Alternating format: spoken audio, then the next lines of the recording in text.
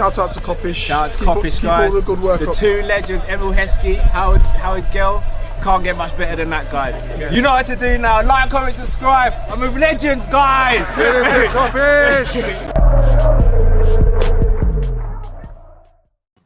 Hello, lovely people. Hope you're well and welcome back to Kop-Ish. This show is a special one. We are going to be chopping up this season. Finally going to be speaking about the season as a whole.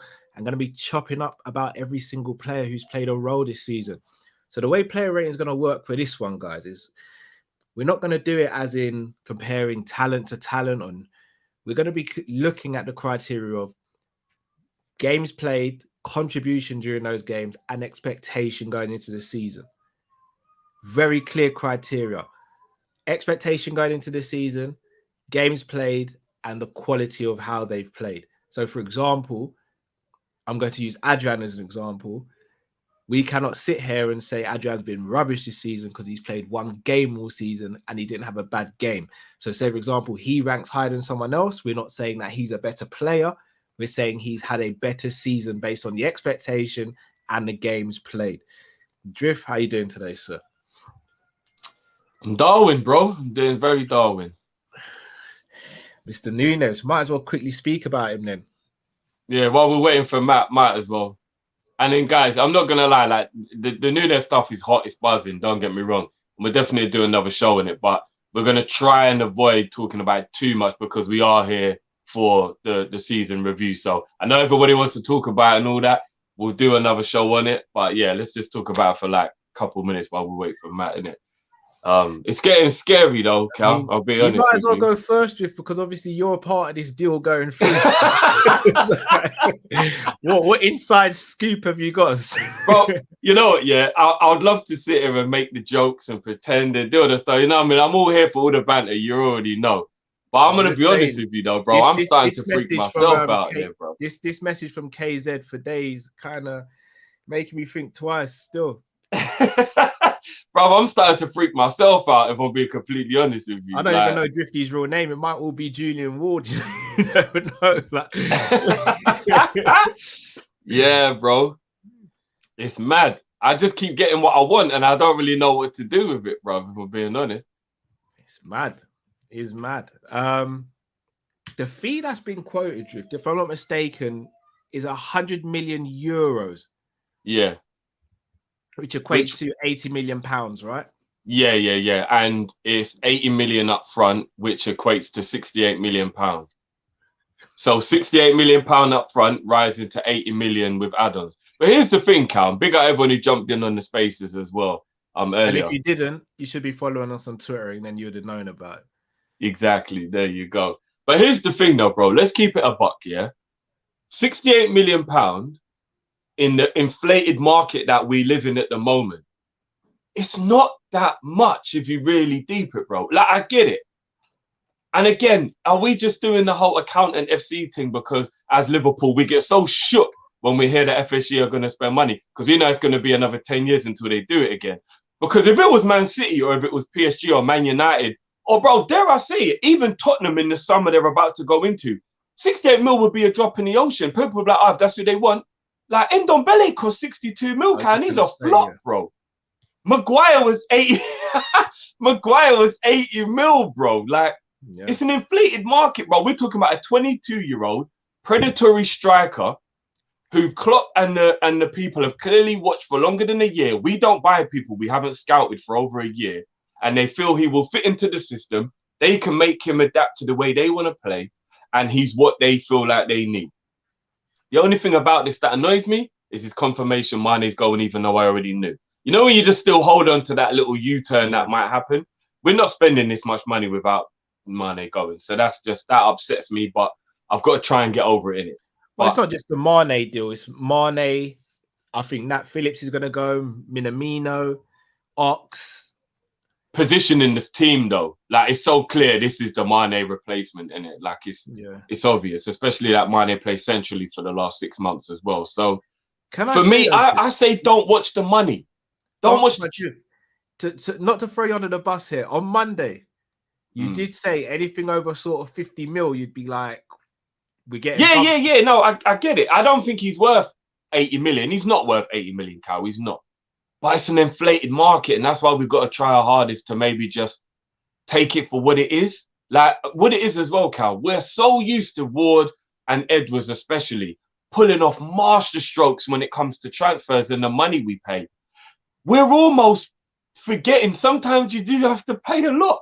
Like, even though it worked out in the end, we paid 65 mil for Alisson, which is crazy for a goalkeeper. At the time, just because it worked, because he's the best goalie in the world, it was still 75 mil for Van Dijk was crazy at the time, even though he's worth it. Sometimes you just got to pay it. He's 22. He's got his whole career ahead of him. And he's a finisher, bro. Forget whether you think he's a good link-up player, all that. He's a finisher. We need a guy in our team that will see the goal from 20 yards and shoot. And he's just predatory in the box, man. I'm telling you, I'm trying to get my head around. I'm trying to get my head around it because, again, I'm still not fully on the train with him. Like, and again, I'll be very clear. I do not think he's rubbish. Far from it. And I do think some of the things I've heard and some of the things I've read have been exaggerated in terms of his playing ability and stuff. My only concern is we're going up against City. And I hate to bring them up, but it is what it is. We're going up against City. They've beaten us in the league by a point, but they still beat us. And they've gone and got Haaland. And in my opinion, Haaland's better than Nunez. So that, in theory, should improve them. I don't know if losing Mane and getting Nunez is closing the gap. No, it's not. We're weaker for it. And secondly, I still am not convinced that Nunez is better than Jota. So where does that leave Jota? No, but that's where, like you say, rotation. It's just great to have both, right? Send me the rotation. It's good to have both. And do you know what? Even though they're very similar in terms of their goal getters, they're very different in what they're good at. So you can still play whoever you think will suit the game.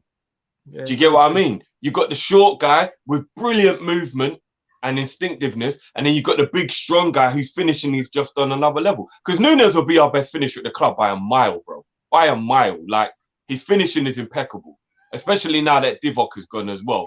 His finishing, he'll be the best finisher at the club. We're definitely regressing because Mane is a top 10 player in world football, in my opinion. So unless you buy someone who's in the top 10, you're going backwards. And Nunez is not in the top 10. So we're going backwards in that regard. But who can we get, bro, who's better than him? Do you know what I mean? Benzema, Lewandowski, these guys aren't available, bro. So we're never going to improve on Mane, are we? Yeah. We just there's one player, but obviously it seems like it's a no-go. Yeah, we're never going to get him. I know we laughed and joked, but we're never getting Kane, bro. All that time I was hoping Tottenham would get top 4 over Arsenal. It's really come back to bite me in the bum now, innit? But it has, because if they'd have got 5th, I think the Kane thing would be realistic. I think so too. I'm not going to lie. It really would, bro. I knew I'd end up ruining the day I wanted Tottenham to get top 4. Oh, I should have just been West Ham, innit? Should have just been West Ham. But let me ask you a question. Another one here, Drift. If we get Nunez, do we still get a centre midfielder? This is the thing I'm slightly concerned about, Cal. I must admit. I'm petrified. I'm not going to front. I am. And just on the Nunez thing before I forget, you see, we paid at 80 because we paid the add-ons. That means that we've won stuff and he's been banging in goals. So I don't think anybody should care if we pay the add-on. Oh, no, because we don't pay that unless he's successful. So that doesn't even matter. So forget about that. All the add-ons we've got. All of them. Yeah. all the add-ons, all the bonuses, I want them all paid for, bro. Yeah, bro. If we end up paying all of that, that means 2-3 years in a row we got over 20 goals. We've won a Champions League. We've won a Premier League. Who cares about all that? And I will say as well, he's only on 120 grand a week, bro, which is very, very good in terms of what our wage structure is.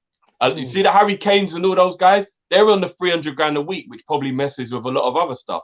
He's on less money than Naby Keita, bro. Yeah, but I mean, he's only had one good season, though. But he's only 22. How many good seasons was he meant to have at that? No, but that's my point, though. I didn't realize 120. Again, I don't really care that much when it comes to wages. I'm quite surprised that we're giving him 120 a week, though. Well, remember, you do have to give him a bit of incentive. Basically, we're doubling his Benfica wage. That's basically what we're doing.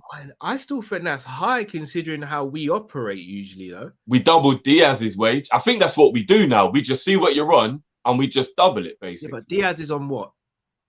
At the moment, Diaz is on 140, I think. I don't think Diaz is on. I think Ash Q's right. Diaz is on like 60. No, isn't that what he was on before and we doubled it? No, he was on quite.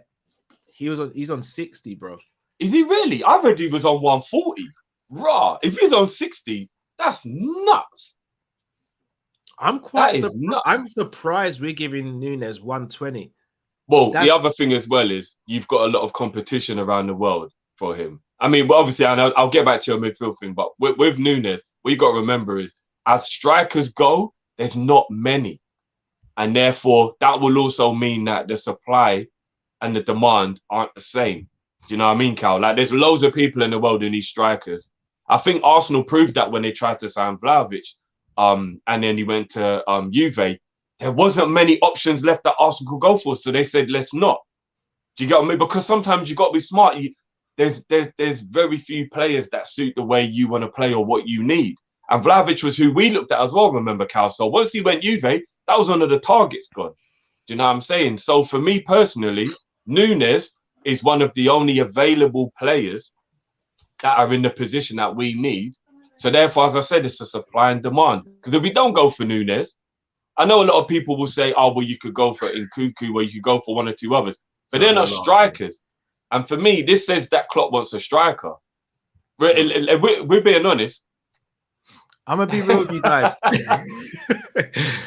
I don't know. I don't speak about players anymore. I've just stopped now because it don't happen. I'm on. Do you know what? I'll be honest with you guys. I'll let you into a secret. I'm actually manifesting Gnabry at the moment, so we'll see how that one goes.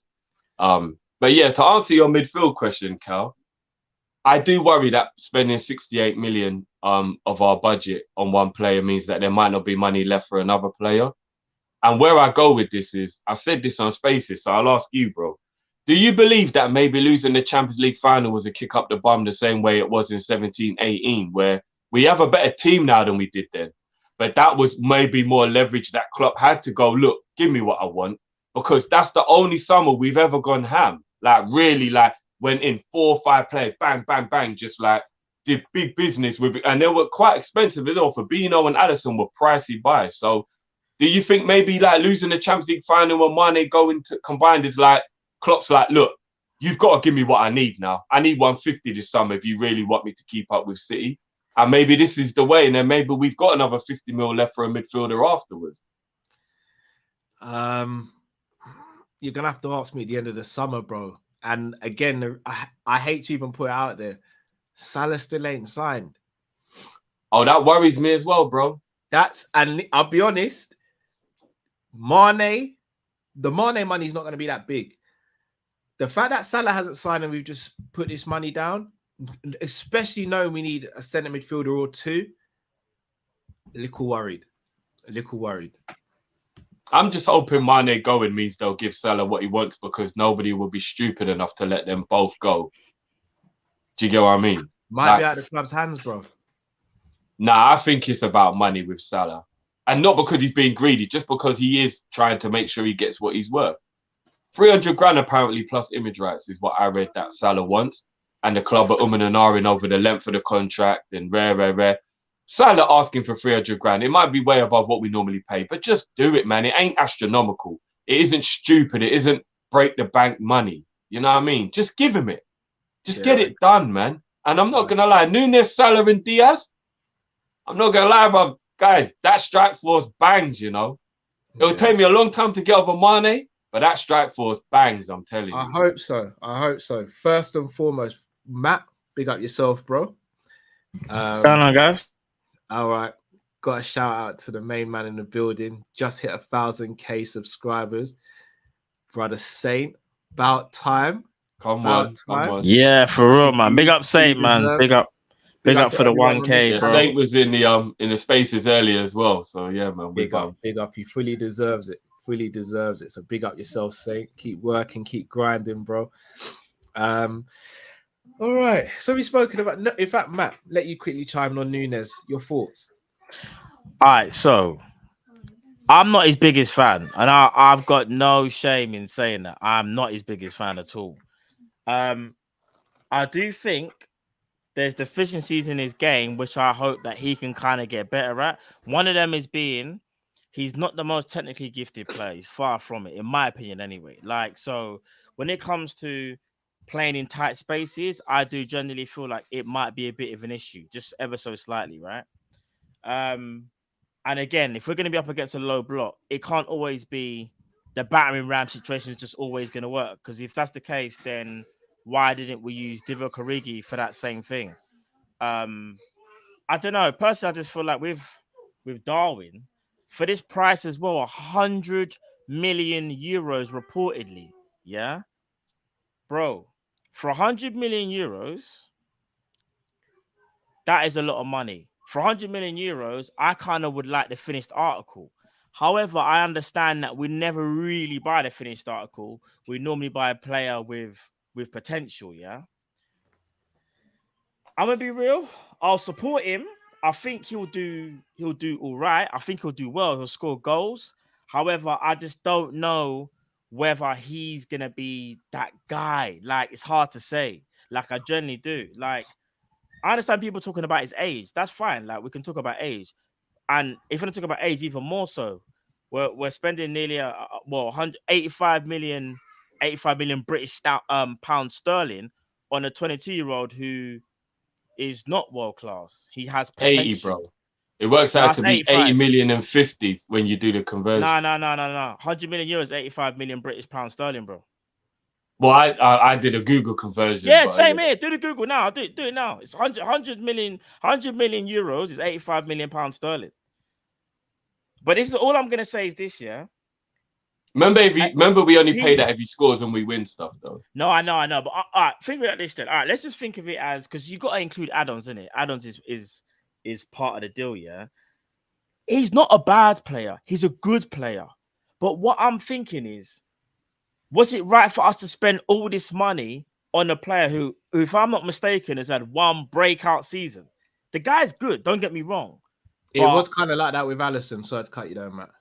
With Alisson. Yeah. It was exactly the same with Alisson, actually. I mean, bro, Alisson is different, though. I agree. Alisson playing in a way more competitive league, though. You know what I mean? But he was second string to that bloody Arsenal man the season before we bought him, bro. I hear you. But here's the thing, though. Darwin Nunez, yeah. Let me ask Drift this, yeah. This Drift is the perfect person to answer this question. In fact, there's going to be a few of them. Who do you think is faster out of Origi and Darwin Nunez? If I'm being completely honest with you, Nunez is quick, you know. Yeah. No, and by the way, when I'm saying all these things, by the way, this ain't even shade. I just want to see if you agree with something that I'm about to say anyway. Apparently, Nunez's top speed is actually clocked at something like 30 kilometers or something. He's actually quick. He's rapid. He's like 36. But I was gonna say, he's actually quick. Origi is probably. I'll say Nunez is probably a little bit faster, right? Who would you say? Origi was rapid though. Origi was rapid. Definitely. Who would you say is more technical? Technically gifted. Yeah. I'll say Origi's more technical. Yeah. In terms of like being able to beat a player with skill, Origi. Yeah. I think Origi's more technically. Origi's more technically gifted as well. I also feel like as well, when it comes to shooting and finishing, it's hard to compare because Darwin plays in a different league to Origi, and it's easy for me to sit here and say maybe because you know I've seen more of Origi, he can do that in the Portuguese league. He might not be able to. It's hard to say. What I will say is this though: both physically tall strikers, powerful strikers. Yeah. The only thing I'll give Nunez on where I say, like, I feel like it's kind of clear. I feel like Nunez is more aggressive. Like, he's more aggressive with his play than Origi. Yeah, Origi's a bit more like kind of ball to feet and whatever. I think Nunez is very aggressive, like make those pocket run channels. Now, it's not necessarily a direct comparison, but I'm just trying to think of someone who's similar. What I find kind of mad is this, though, yeah? Origi, we let go on a free. But Darwin Nunez was spending like 85 million pound on for the potential, who I thought that may have been Origi back in the day, it's kind of weird. Like, I feel like They're very similar. Yeah, because here's the thing. I feel like it's Klopp saying, I made a mistake of Origi. I need to go and find that similar type of profile of player where he feels like they're just more of a traditional 9 that plays some power through the middle. But it's kind of mad that how we've let the one guy go who, in my opinion, probably could have done that. We wouldn't have had to spend the money, right? And we could have spent it elsewhere. It's just a conversation. This isn't like me discrediting Nunez, by the way. It's just a conversation as to think, I'm wondering why Klopp's doing this when we had a player of immense potential when we had him, similar to Nunez, but we never maximized it. Now we are apparently, and we're spending a lot of money. I you agree. Know what I mean? It's kind of mad, I isn't agree. It's kind of mad. I think it's probably down to the fact that Origi was maybe, I think Cal might have said this once, just at the point where it's like, it's time to move on, not because of anything other than sometimes when you're at a place for too long, it's just better for all parties if you split. That might be all it is. Like, Origi just wanted to go and play for another team. He's done his job. I agree with you. I think the only difference between the two for me is probably the mentality. And I think Origi's mentality was spectacular because he kept himself professional and ready and at all times. But we're talking about mentality in terms of the drive to win. I think you're right. Nunez has that dogged South American, I just want to win, I will fight for everything kind of mentality. Whereas Origi was a lot more laid back. And there's nothing wrong with it, but I think Klopp prefers the I'm on it more kind of mentality than the 100%. Do you know what I mean? I think Man City's a more place maybe for the laid back kind of attitude, whereas we're like on it 100%, 100 miles an hour all the time, bang, bang, bang.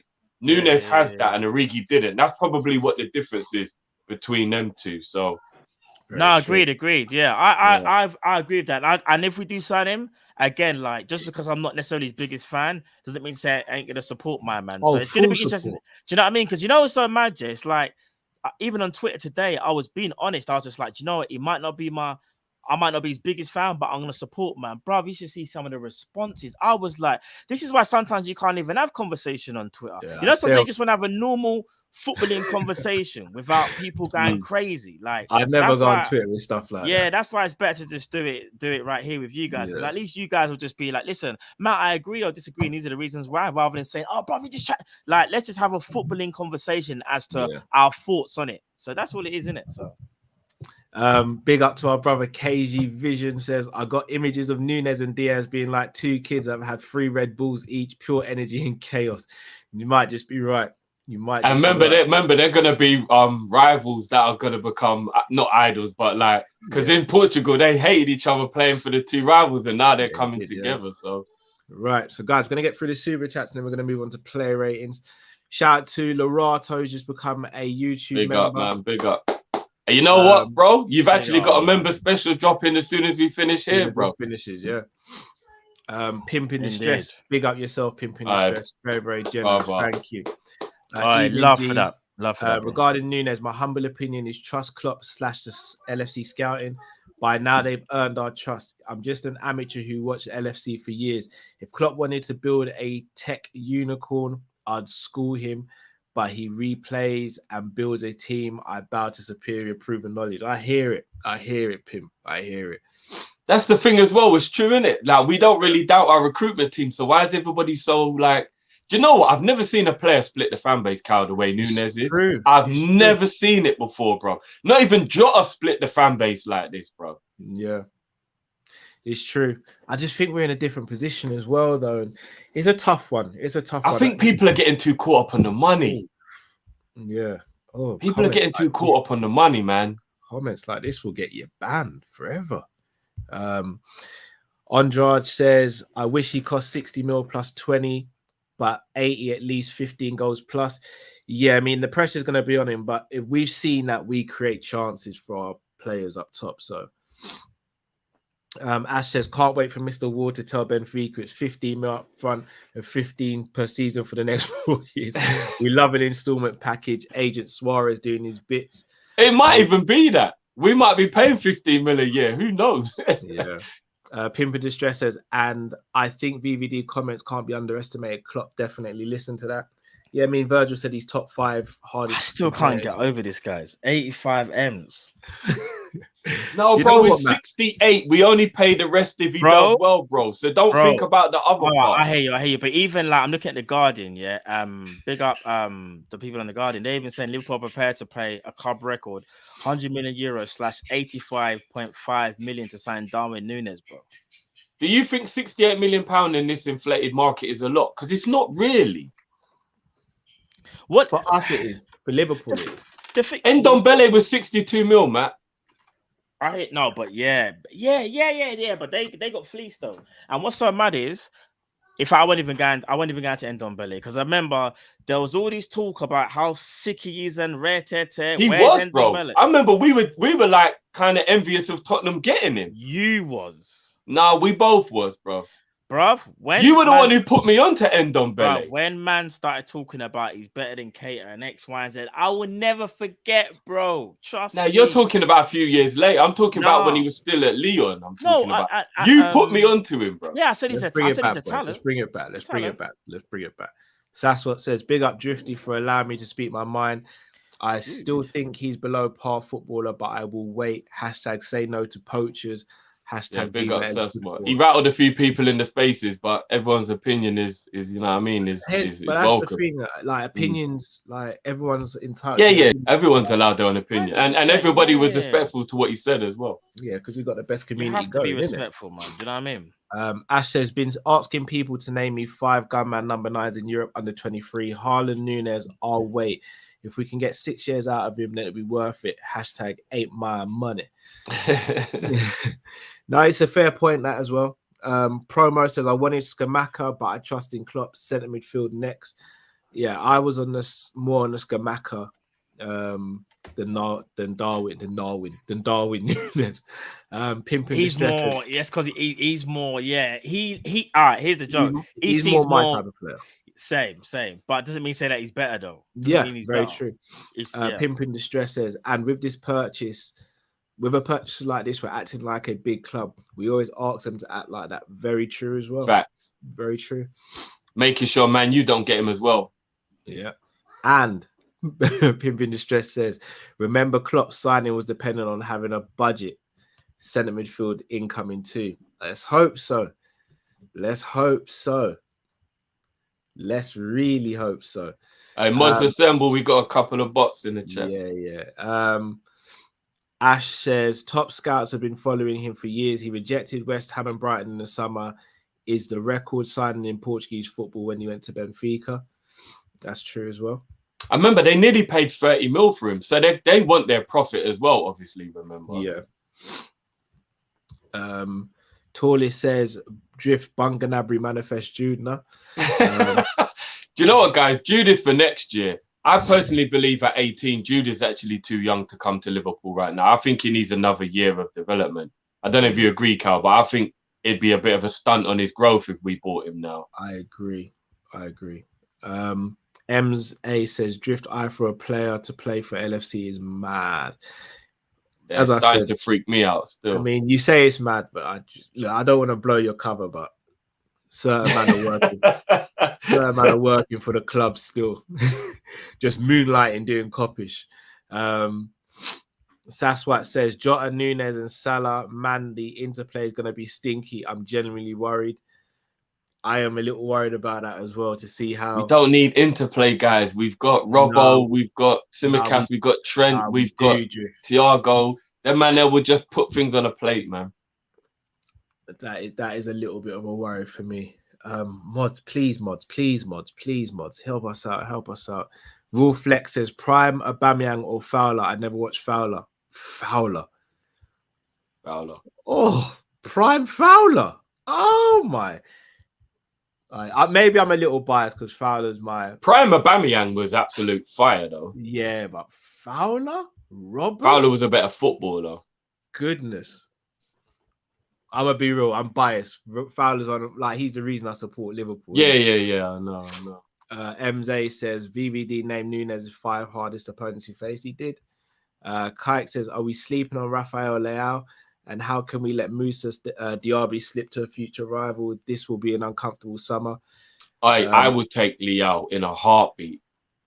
Diaby, I know he's left, but now that we haven't got Mane anymore, maybe another left-sided winger wouldn't be the worst thing in the world. Diaz and Leao for left, Jota and Nunez up front. I think Leao's a baller. I love him. Although Premier League might be a bit different, but yeah, I think he's good though. Yeah, I think he's just good. Musa Diaby hurts me, I'm not going to lie. He goes Newcastle, that bloody hurt. Leao's ability to beat a man is what I love. He can beat players like that, bruv. Like, he's so easy. It's effortless for him to beat players. So, Fire the Fist Z, it says, I promise you, Nunez ain't it. Carroll all over again.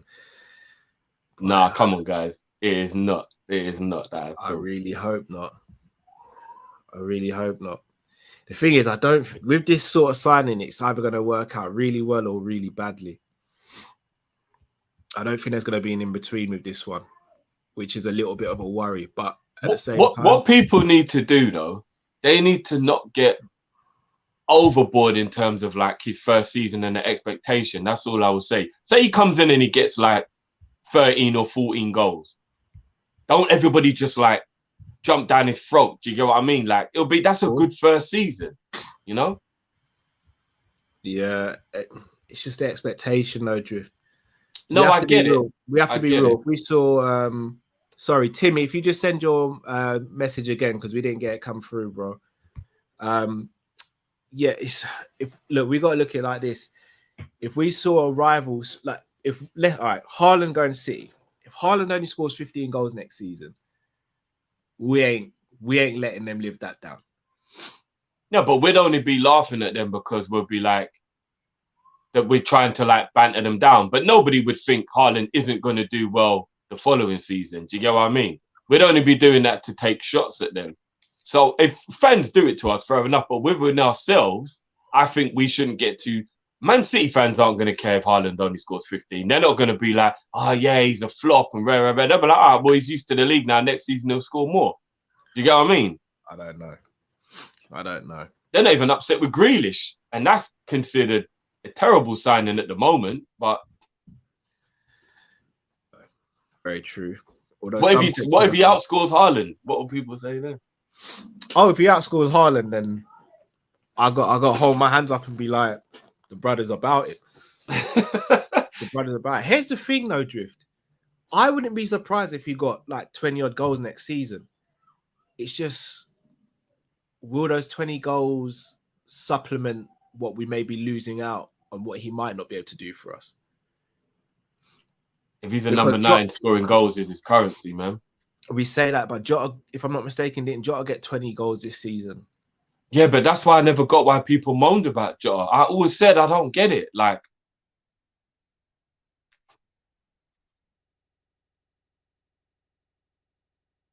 you there, Cal?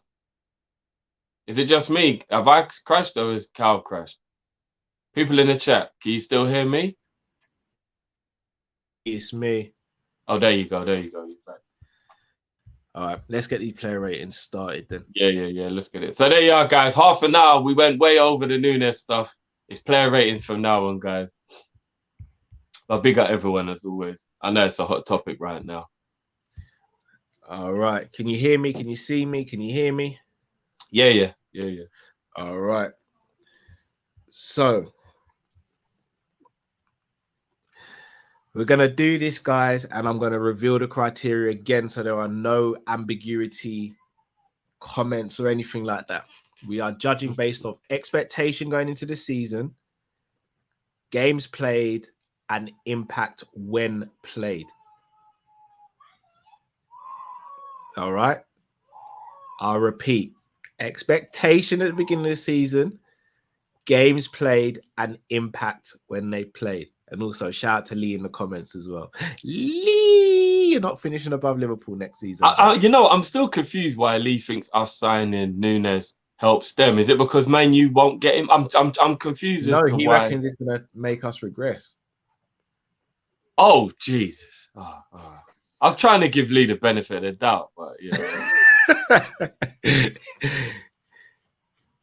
All right. It's on the same wage as Nketiah, Lee.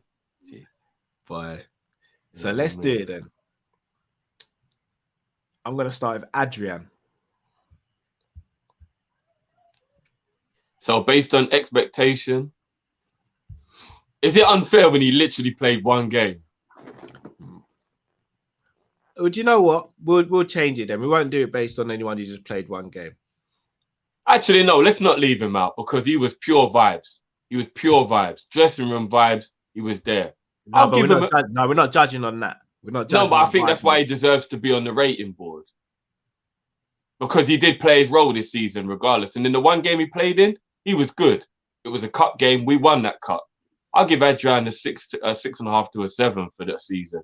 It's a 7 for me. I'm good. He was good in that game. He actually was. All right. Kelleher.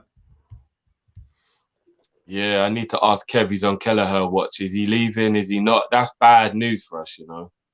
You're on board, finally. I think we could do better, but it would cost a lot to do better. So Kelleher is obviously still a brilliant player for us. All right, expectation going in, I would have said, for me personally, not that high. I know you guys had a little bit higher of an expectation on him than I did. All the games he played in, he played well. I don't remember him having a bad game. Won us the cup with a good performance in the final. I'll say Kelleher deserves an 8, 8.5. 8.5 for me. I think of one mistake Kelleher has made all season, and that was the goal he conceded against James Maddison against Leicester in the cup. Yes, I think both goals in that game actually he should have saved. See, I disagree. I still don't think the Vardy one he saves, and I don't think there was another one where it was passed across the box he couldn't have done anything about. The Maddison one, he was badly positioned for that, hence why he didn't save it. He takes a couple yards back, then he saves that quite easily. Kelleher, apart from that, was pretty much flawless. And if I'm not mistaken, didn't he bail us out in the shootout in that game anyway? He did save one, yeah. Also, so he redeemed himself then, yeah, but also the Chelsea away game, he was a big factor in us getting a point in that game. Another game against Chelsea in the Carabao Cup final, some top quality saves, the one from Pulisic, the one at the end from Lukaku. Like, this guy has stepped up. And if I'm going to be honest, can't ask for much more than what we did. From a number two, you can't. You actually can't. Really. For me, it's an 8.5. I'll stick with an 8, but I'm not mad. I mean, this is why we need Matt to be the peacemaker. Yeah. Where are you, bro? Where are you? Innit? Where are you? All right, we'll leave it to the people in the comments to decide whether it's an 8 or an 8.5 for now. Allison, I'm just gonna go straight 10.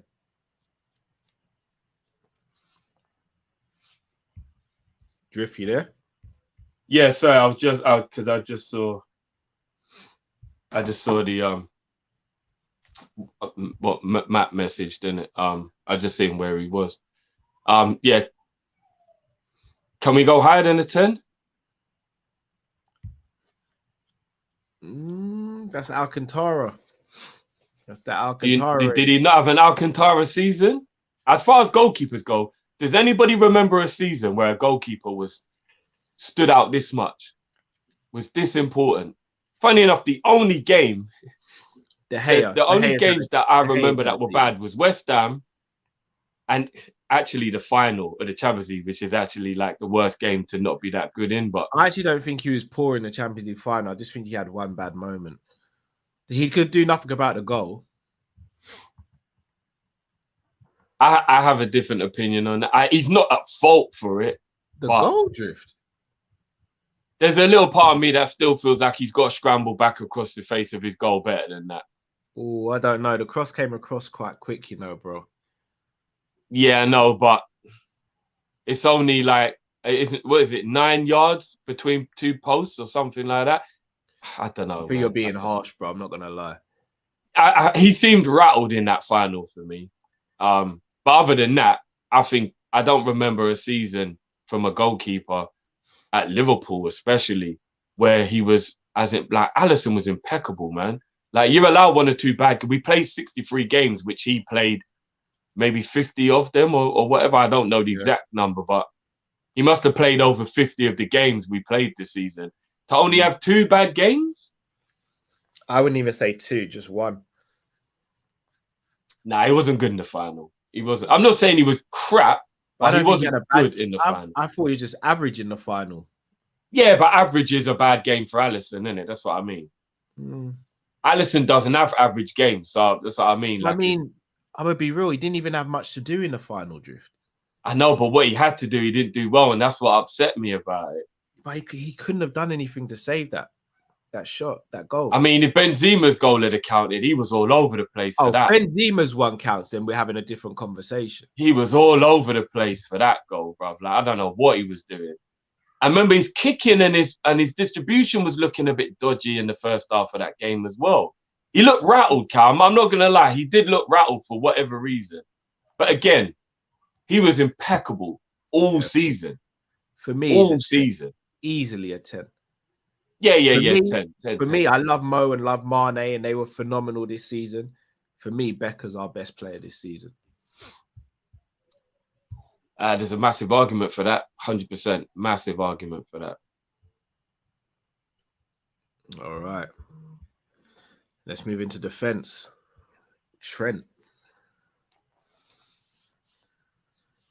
Expectation would have been extremely high. Or was extremely high. Across the board, averaged around a 7.5. That if you go like game by game. What would you give Trent? 8.5. And here's the thing. We have to ignore a little bit of recency bias here. And the reason I've gone 8.5, and I know some people say it's high. The final, he made a mistake that led to us losing the game. Fair enough. Not going to even defend it. He was part of a mistake.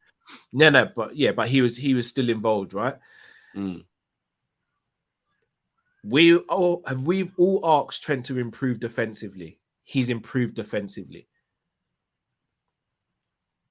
His creativity, in my opinion, has gone up even higher. And he was running to the ground this season.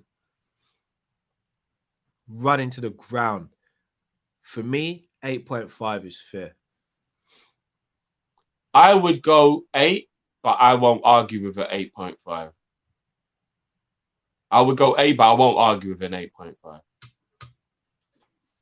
And you know what? In the 2 penalty shootouts that we had as well, he was impeccable in those. His confidence was through the roof. I mean, sorry to cut you drift.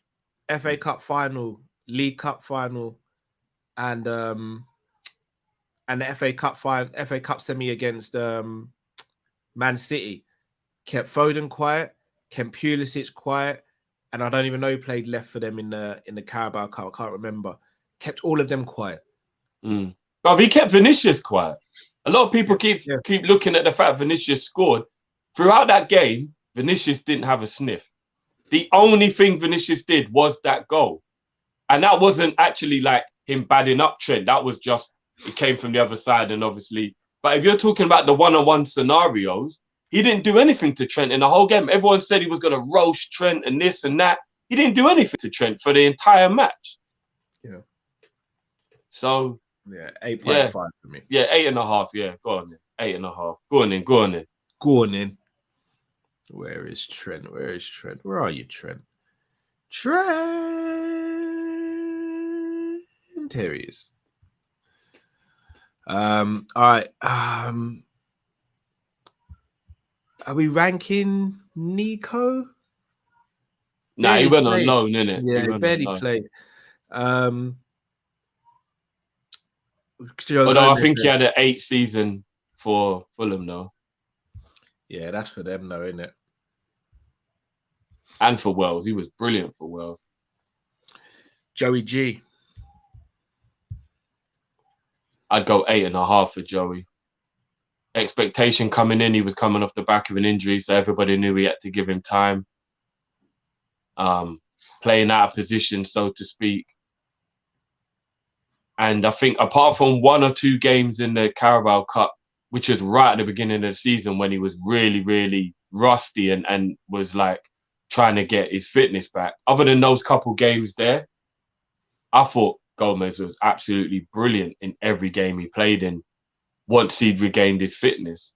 So if we gave Van Dijk half a season to get used to coming back from that injury, we have to give the same blight to Gomez, because Gomez's injury was worse than Van Dijk's. It was, everyone knows it was a worse injury, and he didn't get to play himself back into form like Van Dijk did. He only got to train his way back into form. So if you take all of that into consideration, out of position, expectation for the season, coming off the back of a horrible injury, and the importance of when he played, 8.5 for Gomez, I thought it was brilliant overall. For me, it's a 7.5. I think 8.5 is quite high.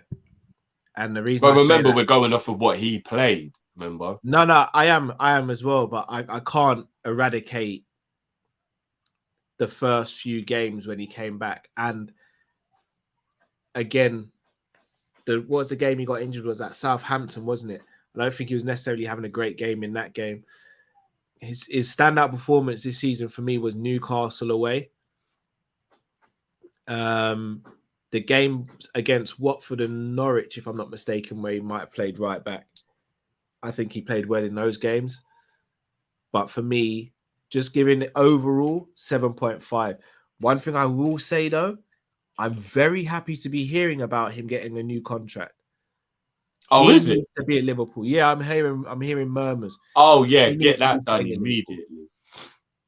He needs to be staying at Liverpool. But yeah, do you know what? Touchwood as well. I feel like he's going to start getting over his injuries and be all right.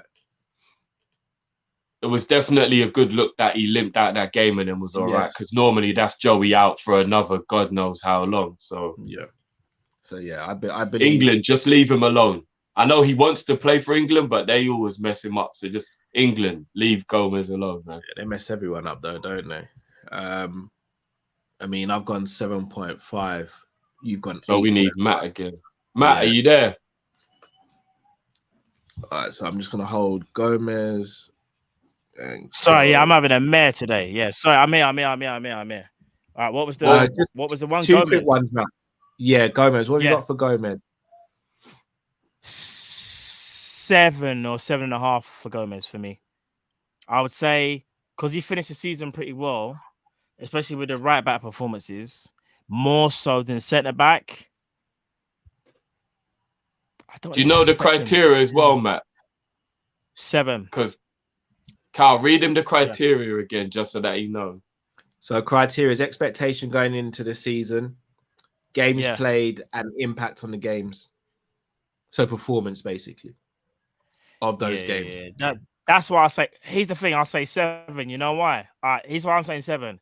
His expectation was to kind of, even as come back from an injury, we thought at some point he might be able to kind of edge himself back in. Didn't happen, so fair enough. Maybe expectations were not meaty, but normal for him, not crazy. In terms of his performances, though, at the start of the season, they weren't the greatest. What it is, though, with Joe Gomez, he got better as the season went on. And probably down to confidence and the injury that he had. So I think 7 for me is a fair result, in my opinion. And for Kelleher, what would you give Kelleher?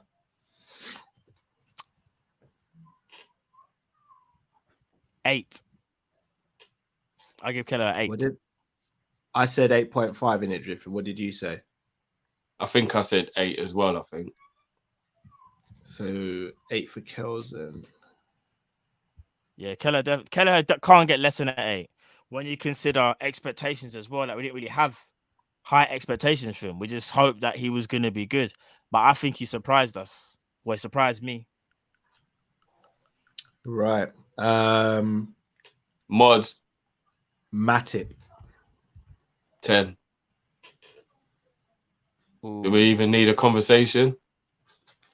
Yeah, I wouldn't give him 10. You know, all right. It's what I said, Matip. This is arguably it's a weird one. one of Matip's best seasons because of obviously him not being injured as well. But I think there was also a reason why.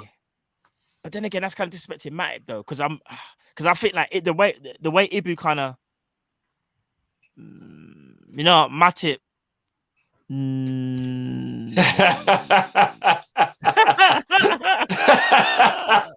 You don't tell me. You don't tell me. What do I get? Joel, I would say, yeah, 10 big man. Straight. 10. I would say for me, Straight. he gets a 9. Stuck in my head. 5. 9. I can't give him a ball. A ball. I think a 9.5. 9.5.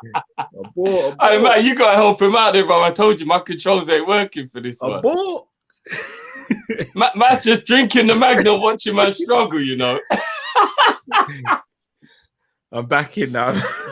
Oh man, sure? Matt was just watching man get sure. rushed. It was just like, should I join in? No, I was just enjoying it. It's 10 for me. It's 10. Matip. No, he's a 10. I'm not gonna lie, you're being very disingenuous. We came into the season hoping in Matip played 20 games. He played nearly every game. His injury record was impeccable in the season when we was worried he wouldn't even be here because of his injuries. His performance levels, apart from West Ham, and I think it was one other game, I think it might have been a Man City game, he was like amazing in every game he played. This is what listen, a 9. He started to score goals. He's dribbling from out the back. All I'm gonna say is this: when you say, we gotta be honest with ourselves. When you say 10 is perfection for our season. I gave him a 9.5, bro. No, at first you said 9, bro. Yeah, and then I thought about his performances, and then I went 9.5. Oh, it's not crazy. It's not a crazy number, but you. No, 9.5 is a bit better than 9. But I think player of the season for me is between Matip and Alisson. Yeah, same. What?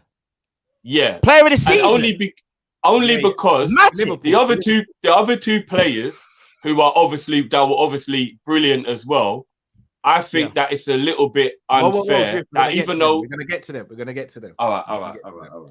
We're gonna get to them. I do. Matip's on a 10. Okay. Matip's on a 10. Okay. I feel like him. Ibu. I'll let you man go first. Ibu's the one for me where. Now, do you know, I'm going to give Ibu's a 10 as well. Ibu's a 10 as well. Because his expectation coming into the season was probably one of the lowest, being that he was new, he's young, and he superseded expectation to the point where he started the final of the Champions League. That is how much he cemented himself. And he was man of the match in the Champions League final. Bro, but Liverpool's man of the match anyway. Yeah, he was. Bro, this is why I wanted to have this conversation. But what it is, you have to be careful. Just because you're praising another player doesn't mean you should bring down the other player. And that's why I didn't want to do it. And that's why I didn't mention Ibu. However, But you gotta remember, because there's a criteria. If a player's above or below another player, it isn't even a comparison. So everybody don't do any comparison. Kelleher getting an 8 is not a comparison to somebody else when you factor in he only played maybe 5 games. Do you get what I mean? So when you're rating someone, bro, don't worry about what you gave the other person. Just rate that person based on what the criteria is. Do you get what I mean? So for me, if we're talking about expectation, performances, and I would say he only had 1 or 2 moments in the season, which is, to be fair, you're supposed to at that age playing at centre back. Ibu for me gets a 10. I can't lie. He gets a 10. He gets a 10.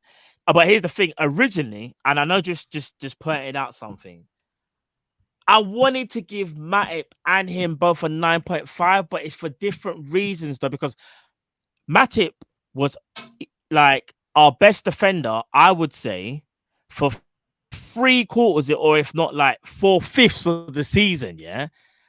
But Ibu was always pushing him, and then when it came to maybe like the last like 5 games or whatever, I'd say Ibu just was a little like you pointing out that Real Madrid game really said to me, bro, I'm not even gonna front. This is why we needed Ibu in there, you know. But again, it's testament to both of them.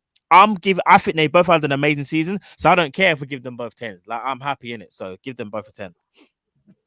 I'd have got 9.5 for Ibu, but I'm not going to be upset about it. 10. Fair play, fair play. Virgil. I'd go 9 for Virg. For me personally, even though he was always the mainstay in the team, getting over the injury, he did brilliantly.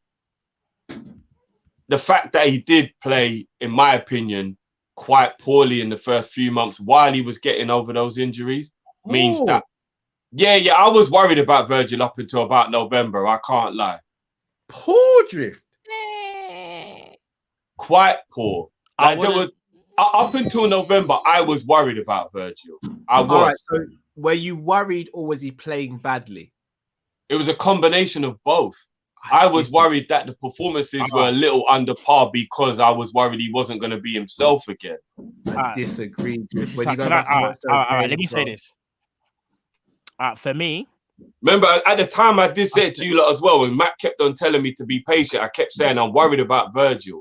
Like I'm watching games and he don't look right, he don't look himself. But obviously it was natural. I was worried he wouldn't get over it, man. By the way.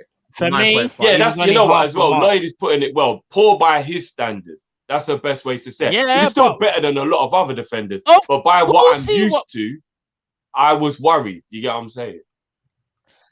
For me, he was even still like his build-up play from the back as well. Like it's so understated, but like for him, it was just a case of confidence. I remember saying at the start of the season, I said November, then I was like January when I kind of was seeing how he was looking, and I was like, it's always going to take time. He was never bad. It's just that to get to where VVD is used to playing is going to take time. And even when he did get back, he didn't sustain it for a long period. Though there were glimpses of the old Virgil, so to speak. This is where, in my opinion, we'll see the true Virgil next season. This was always the comeback season. But to even play the amount of games he played at this level is actually testament to him and the medical stuff. I can't lie to you, because to come back from an ACL to almost look like nothing really happened other than you might lose a little bit of confidence. Bruv, Virgil van Dijk was absolutely sublime. He's so good that by his standards, his normal game for some people is amazing, and it's weird, isn't it? That's the high standards that he set. So it goes with the territory. I would give him a 9.5. The only reason I said the other two were better is because, like we kind of said it with the criteria, Matip with the expectations and with Ibu as well. But then I think the performances from them two as well exceeded what we expected. So yeah, I would give Virgil 9.5. I'm not gonna lie, Matt. You are a bit glitchy, you know, bro. I don't know if you can tell, but you are kind of glitching. Yeah. We can kind of hear you all right, but your visual is very glitchy, bro. What would you lot have said Van Dijk's expectation would have been going in? It was quite low, wasn't it? Because obviously we knew he was trying to come back from the injury. Yeah. Mine was I didn't worry about him, but I didn't expect him to get back into form and fitness as quickly as he did. I was worried. I was. And I think enough. So what have we gone with? I've gone with a 9. What did you go with, Cal? 9.5 as well. I went 9.5. What did you go with, Matt? I went 9.5. Okay, so he gets a 9.5 then. Yeah. I ain't gonna argue with it, but yeah. Here's where it's gonna get juicy and interesting now. Robertson. You're gone. Robbo. This is how I'm gonna, I know I'm gonna see a lot of recency bias in the comments. Yeah, for me, Robbo had a slow start and a tired finish. But if you're gonna break the season up into fives, the middle three, he was exceptional. He was absolutely exceptional. I don't want people to get too harsh with the slow start and the tired finish when they're rating him, because he's only human at the end of the day. Right.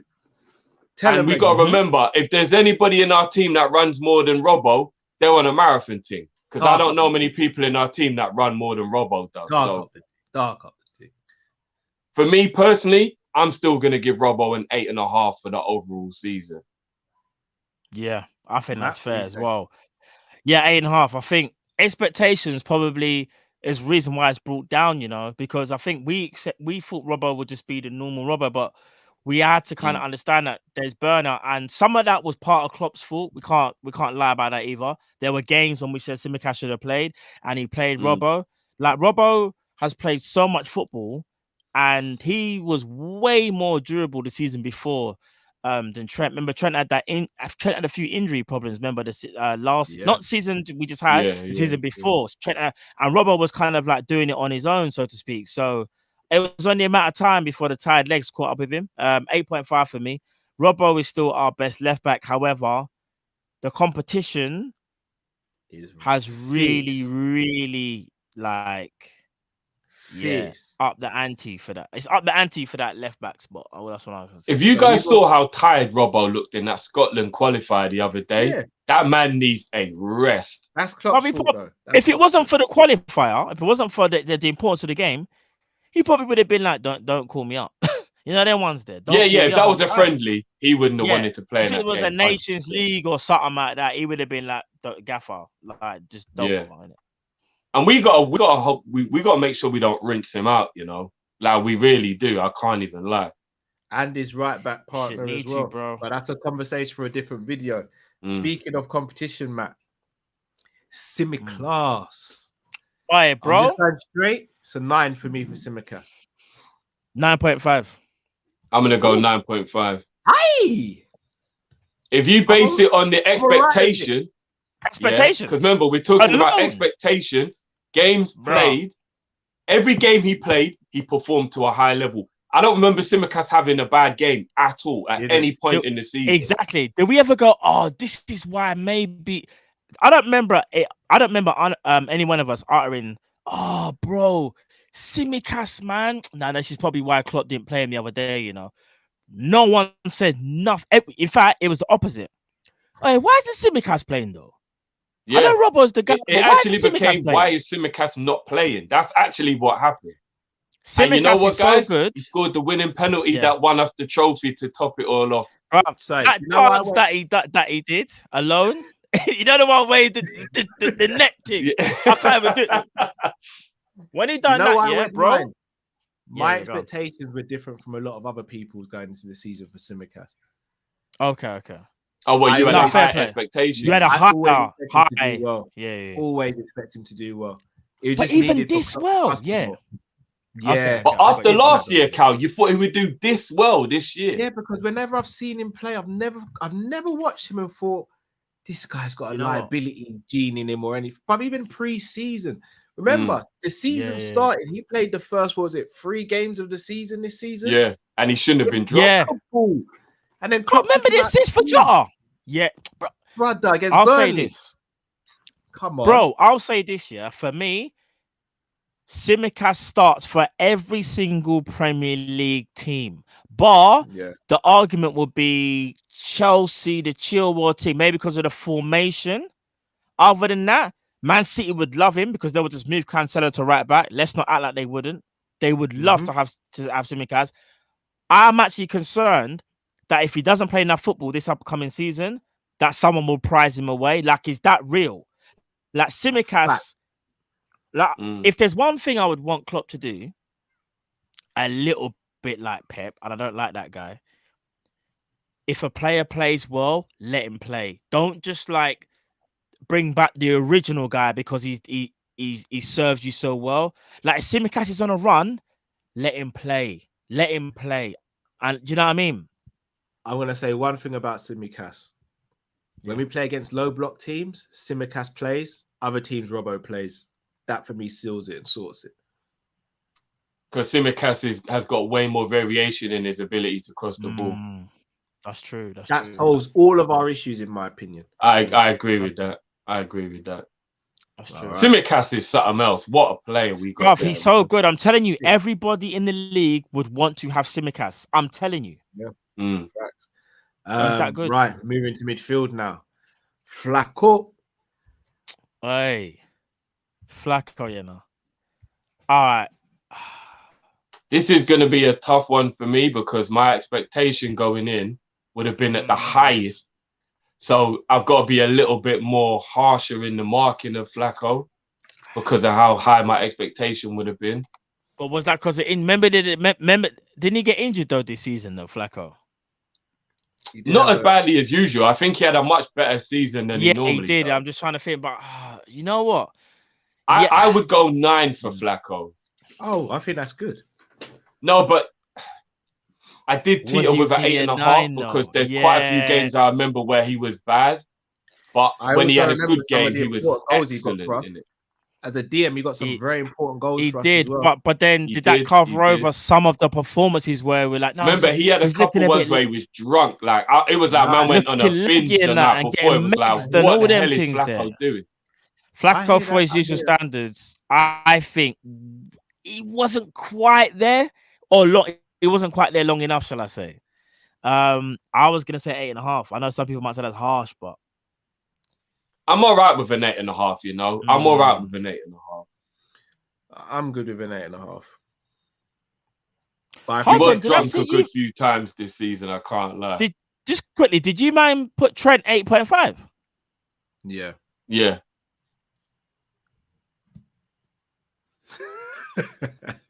Right.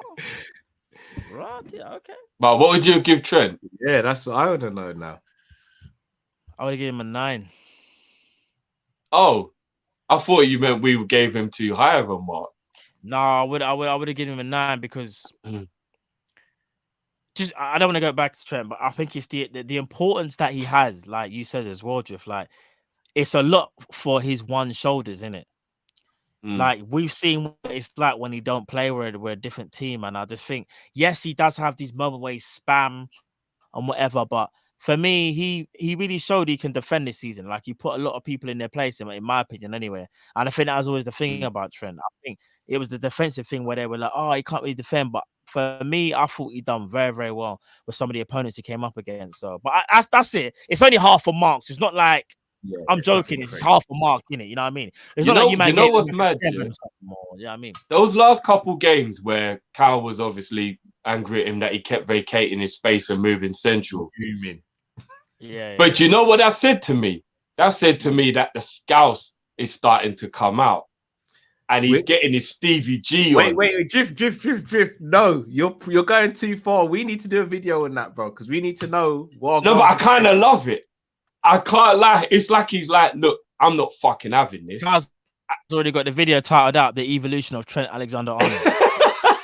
Yeah, shall I tell you what is Drift? He's gonna do one of them. You know the documentary ones where it's like, with Trent Alexander-Arnold, he always starts in the half space. Then he will move centrally. He would look to pick out the most dangerous pass. Once he sees his prey, he goes for the kill. Bro, I can already see what you're gonna do. I can see it. Make sure you bring in that video. There's a lot to talk about. I hear you. No, you're right. You're right. But at the same time, him doing that actually hinders us at the same time. So I know you've got a strong opinion. Rob, it winds me up more than you can believe. But you want to know what though? One thing I will say, and we're gonna leave for the video. One thing I will say: people don't have a problem with Cancelo doing it. If Trent does it, it's a bit more like, why is he there? And maybe it's because the other person's not expecting it and it's not an instruction. However, maybe it's just part of the evolution of Trent Alexander-Arnold. Just putting it out there. It's because we defend with 2 and City defend with 3, though. That's why they're able to let Cancelo do that. That's true. Put it like this: if we have Tsimikas, if Tsimikas was a right back, I'd actually be like, "Yo, let Trent off the leash. Just let him off the leash." There's an argument to that. Like I said, we chop that up. Yeah, indeed. I'm so 50-50 on Trent playing in midfield or not. I toss it's because we're not every night. Bro, it's just something that we've never seen and we're not used to. So it's the unknown. Whenever there's an unknown, you're always a bit hesitant. Bro, who's to say one training video we see and they're like, it could be a madness. Him in midfield could be a madness. I'm not gonna lie, bro. On that right hand side as well. Oh my goodness. I know. It could be a madness. It could be crazy, bro. It could be. Right. Next player, Hendo. We're gonna start getting a little techie steel. Yeah. All right. No, so I don't even think it's a techie one. Still, I think his bad games in the number 8 were evened out by his brilliant games in the number 6. So I'll give Hendo an 8 overall for the season. For me, it's a 7. I knew everyone would be lower than me. I knew that.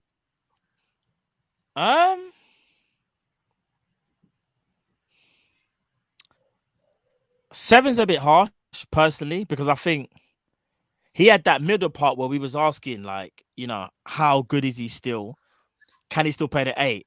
And he kind of came back, like what Drift said, like when he played the number 6. And he did have some good games in the 8 as well. Let's not forget. I'm really gonna put very the cat amongst few the and far pigeons. between though in the 8, in my opinion. I'm gonna say a 7.5. I know, but there's a reason why though. You lot will see. But yeah, I think 7.5. I think that's fair because I think he wasn't good enough to be an 8, but he wasn't bad enough to be a 7. When I say bad, I just mean that he was slightly better than good though. Because there were some games where he did kind of boss it still in that number 6 spot. I can't front. He did. But again, your rating makes it down the middle anyway. Because if I went 8, Cal went 7, and 7.5. Yeah, I think 7. I think 7.5 is fair for me personally. I think it's fair. Fair enough. Alcantara. Bro. This is a tough one, isn't it? All right. Before we know this, before we know this, what were the expectations? What were the expectations? This ain't tough for me. No, it ain't tough for me. This is one of my. No, I'm just asking. What were the expectations? Because we know that the injuries were always a worry. What was the expectation of? Just beat Thiago, innit? Just do it. Just beat. Like my expectations were he's not going to play. I'm trying to keep the criteria always relevant, No, I hear you. But what I mean is, bro, if Thiago, he covers he does what he needs to do. Yeah. The only thing we was ever worried about was injuries. That's the only thing we were worried about. My expectation was he's not going to play loads of games, but when he plays, he's going to Thiago up the team. Yeah. I'll give Thiago a 9 for this season. It's a 10, brother. What are we doing here? what are we doing here? Bro, I can't lie to you. That goal alone, the grass cutter one, where we don't know whether the ball touched the ground or not, I can't from front, bro. No, bro. I think he makes the game look so easy. Right, Ash just said Hendo played in 57 of our 63 games. Wait a minute. No, brother. Why is it a 9? Sorry. You got to come up to the pulpit, bro. Why is it a 9? The only reason why I'm not giving him a 10 is because there were a couple of times where he got injured and it was a bit of a is this like thing we were worried we were gonna have to worry about. That's all. Like in the final when he got injured in the warm-up, for example, it was like, oh fuck's sake. That's not criteria though, Drift. Then going into the Champions League final, I think he underperformed in the final because he wasn't fit, because he got injured going into the game. Like, that's not the criteria, Drift. Injuries don't come into the criteria. But they come under expectation though, right? All right, fair enough. Look, it's a 10. It's a 10. I don't want to be the bossy boots, but I'm giving him a 10. What did you give him, man? Off camera, and you lot can rush me off camera. I didn't even give him a rating. I was gonna do the whole 9.5 thing, but I just saw Carl. I'll go with a 9.5 then. I'll go with a 9. I didn't want to spoil his joy about. Why is he not a 10? All jokes aside, Thiago was absolutely amazing when he played. But again, like, availability is still part. Well, bruv, availability is a part of football. How many games did we lose when we started? The only game we lost we're not gonna do that. Was the Champions League final. We're not going to do that because I will use that for navigator. Let's not do that. Do you know what I mean? We can't do the whole how many games did he lose when he started and all that stuff. You know what I mean? No, I'll go a step further than Matt. Goals and assists. The timeliness of some of his assists. Mane against Wolves. Jota Arsenal. The goal against Porto. Shall I continue? The Man United first half performance. Miss me out with this, you man. I'm on.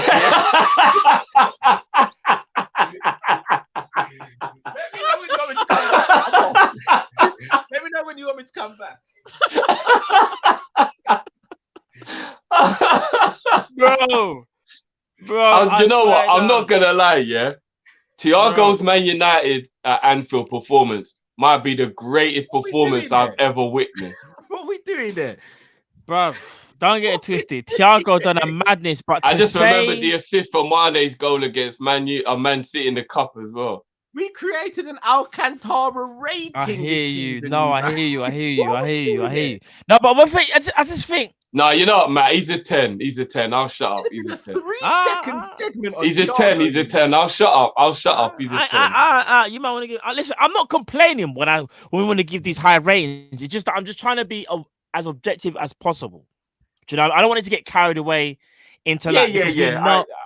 That's all it is. Because I just think if we're really deep in it, 10 means you're perfect.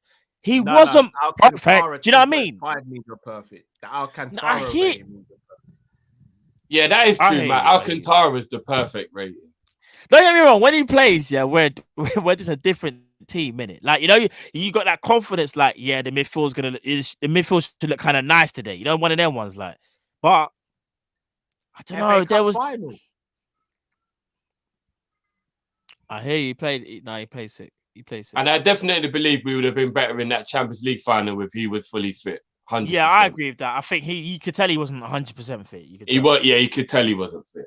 You could tell he I wasn't. believe fully you, fit. man, had to make me work for that. Still, we're gonna have a chat off camera. Still, we're gonna have a chat off camera.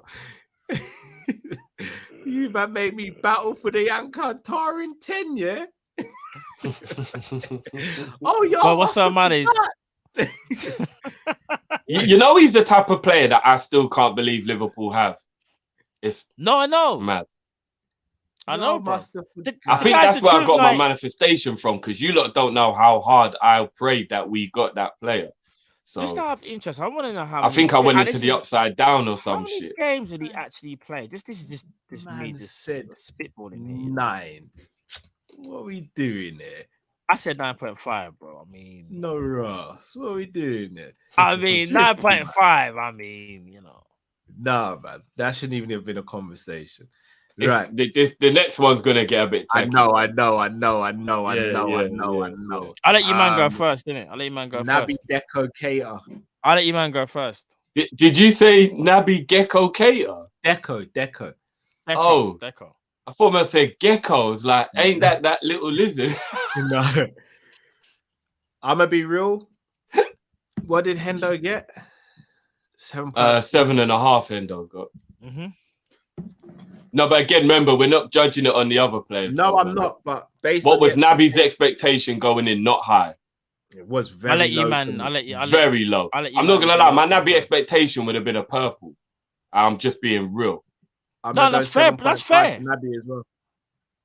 Okay. Matt's like, all right, cool. I'll add your name to the list. I'm gonna keep I'm it just waiting a for buck. Drift to finish it. Then I'm gonna keep it a buck. 6.5. That's wild, Drift. I can't lie. No, that's what he thinks. That's what he thinks, isn't it? That you know what I mean? That's his rating. Drift, that's wild. There's no way Hendo was a whole 2 ahead of him. No, Hendo was a 7.5. Yeah, so you've just given him a that's 2. So he's 1 mark lower than Henderson, in my opinion. No, that's 2 overall. Halves, isn't it? But again, I'm not even judging it on Henderson. I'm just thinking about him and how I feel he performed. I think he had some really good games, but I think he had way too many mediocre games. I just do. I think there was way too many. The standout games were brilliant, but there was way too many mediocre games for me from Naby this season. And I really, really respect the fact that he kept himself fit for the whole season, which is why I'm going to bump him up that half because of his fitness, because it was brilliant that he kept himself fit. And we never been a 6 if he wasn't injured. Yeah, if it wasn't for his fitness, I would have given him a 6. Yeah. Drifty just dragged man out to the back of the garden and says, "Sorry, man, just turn away from me. Don't let me look at you." No, but bro, that's his rating, isn't it? Like, you know what I mean? Everyone's allowed their own individual rating, bro. Like, it's not that deep, bro. All right, so let me go. So expectations for Naby Keita wasn't the highest. I had decent expectations, but not very high. For me, he surpassed my expectations. First of all, his availability. Second of all, his performances. I don't think there's not many people in there that can argue and say our best performances arguably was when we had a Fabinho, Thiago, and Naby Keita midfield. Our best 45 minutes was arguably against Man City in the was it the semi-finals or the cup where we actually blitzed them 3-0. Naby Keita, Thiago, and Fabinho ran right. Their performance was again Naby Keita, Old Trafford. That doesn't get spoken about, or it gets watered down, I guess, because it's Man United, so they don't count anymore. But years gone by, they always would, and then other people use that to, gauge performances for other players. Naby Keita, for me, has had the same season as Jordan Henderson, if not slightly better, when you consider expectations of a captain and expectations of a player who people don't believe in and people think that should get sold. I'm just going to keep it a buck. I think it should be 7.5. I don't think he was amazing. I thought he was good. I thought it was slightly better than a captain, but I'm just going to keep it real and give him the same rating because I know people will just have, people will start getting all funny in the chat. I just can't be bothered with arguing. Just like how Naby Keita probably can't be bothered with all the madness that he gets. I just think we just got to keep it a buck, man. Like the player played well for us this season, and people go back to isolate incidents and pick things out. Like we don't do that really with other players, so we just got to call it what it is, bro. He had a good season. 7.5 for me. 7.5 for me as well. I think he gets the same as Henderson. I'm not comparing them. I'm just saying in terms of the criteria. Yeah. Expectation and what he offered. Yeah, bro. There was NFT midfield, NFT midfield. Remember, people. I didn't start that. That one's there. I still think we have to have a conversation about midfield, though. Oh, 100%. 100%. Real deep. We need to have a hard look in the face. A hard look in the face. I've got no issue with you lot giving Naby 7.5. Like I don't. I'll just say, I don't think anybody would have a problem with our midfield if Naby was doing what he's meant to do, because effectively, if it is Naby, Thiago, and Flacco are the starting three, when people say we've got to sort out our midfield, nobody's going to say Flacco or Thiago were the problem. So that's why I will say clearly Kate is the issue. But then you have to use the same. I look at it slightly. I was about to say that the captain, third man as well, bro. No, but if people are saying Hendo isn't a starting lineup player anymore, he no longer becomes the issue with regards to the starting berth is Naby, Hendo, Thiago. But the problem and if those three are playing and people still say there's a problem with midfield, clearly Naby's the problem. No, but Naby wasn't meant to be the starter. Hendo was meant to be the starter and he lost his position. That's what I was going to say. Henderson's declining. Hence why we're even now saying we got to push man back to the 6th role because he can't do the 8 like how we used to. Do you get what I mean? Yeah, but that's besides the point now. Now we're just talking about Naby is the issue in our starting lineup. I don't think he's the issue. Listen what I'm about to say. So Henderson is the captain and is supposed to be the right-sided 8, right? Then you got Thiago and Fabinho. Henderson has been on a decline. So therefore, Naby gets obviously thrown straight in because he's supposed to be the guy as well, right? Like, he's supposed to be the replacement. But because Naby Keita, this is his only good season, people are questioning whether he can carry us over to the next season and whether he can improve. But it still stems from the captain. Because if the captain, who people want to keep in the starting 11, I don't think warrants that anymore, so to speak. But again, it's not like a digging out thing. It's more about how can we involve our players declining? Does this player need to move on? I think there's a few questions that we need to ask about everyone other than Thiago. We always need to stop bringing in Hendo anytime we talk about Naby. No, we never talk about Naby without Hendo getting mentioned. No, but that's because it was relevant. But I'm trying to be. It's relevant though because we're talking about. Nah, because it means it always just ends up being a dig out Hendo instead of let's actually talk about. It's not a dig out Hendo. Remember, Naby took Hendo's position, Drift. Hendo didn't start because he was playing better. Yeah. Yeah, no, that's fair enough. But Hendo was going through a bad patch. Everyone's allowed a bad patch. No, I'm not disputing that. But again, from when we're all collectively saying we don't want to see him playing as a number 8 anymore, I think that kind of speaks testament to the season he's had and where we see his future. But he still performed brilliantly in the 6, which is the reason why it's not comparable with the Naby team, because Henderson had another role in the team this season. No, but it is comparable when you're comparing the 8 position, though. Because Naby wouldn't have come into the team if Hendo, quote unquote, was doing his job in the 8. Yeah, fair enough. But then Hendo did another great role in another position, So when we're Bro, talking about the 8, it's people are still short just memory now. let's talk about Naby and not talk about other players. Let's No, just no, talk it's not about Naby. It's not, bro. If we just want to talk about Naby, I can actually just say it frank. Our By the best way, we midfield. spent too much time on Naby. I knew. No. I wasn't even trying to draw this out, but obviously I know you love Henderson. You're a Henderson fanboy. I understand that. Like you love your captain, I'm not a and Henderson rightly fan, so. but he just gets disrespected. He doesn't get disrespected. I just think course no he one here does. said Henderson's rubbish or he's dead. No one said that. We're just saying as part of the I hear that evolution all of where the time. he. All I'm gonna say is this, yeah, and this is Not from you lot. I'm just saying I hear that all the time. No, People no, always say I hear that. Henderson. I hear that.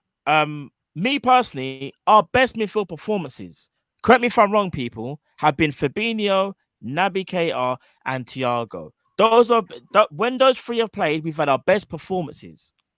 Like, I have actually we ever disagree. had? I think some of our best performances were Henderson, Milner, and Keita. I actually think that's factual as well. There was only two, bro. There was only two for me. Only two performances. Yeah, but bro, how many Flacco, Naby, and Thiago were there? You didn't even get to see that until like March. Quite a few. Remember, No, that was what March. you always used to say. Why won't Klopp let me see my midfield? It was before they then. We never saw played NFT. together a lot, bro. Bruv, Let's move on. Let's move on. Let's move on. in a different video. One player I think is relevant to this conversation again. Harvey Elliott. Harvey Elliott displaced both Naby and Hendo at the beginning of the season. Well, Henderson was injured, but yeah, he did get faced. Henderson was displaced, bro. No, I remember Henderson started the season injured. No, he didn't start the first game because he came back from England duty late. Yeah, but wasn't he carrying an injury? No. Anyway, I thought Elliott was brilliant. I thought he was brilliant. Got that horrible injury, recovered from it dramatically well. Like, I don't know how he got over that injury so quickly. If we're talking about performances, he didn't do a lot. I mean, we have to keep it honest. I think him coming back from the injury and just being on the pitch is testament. Like, I almost feel like this was just like a free hit, so to speak. No pun intended for Elliott this season.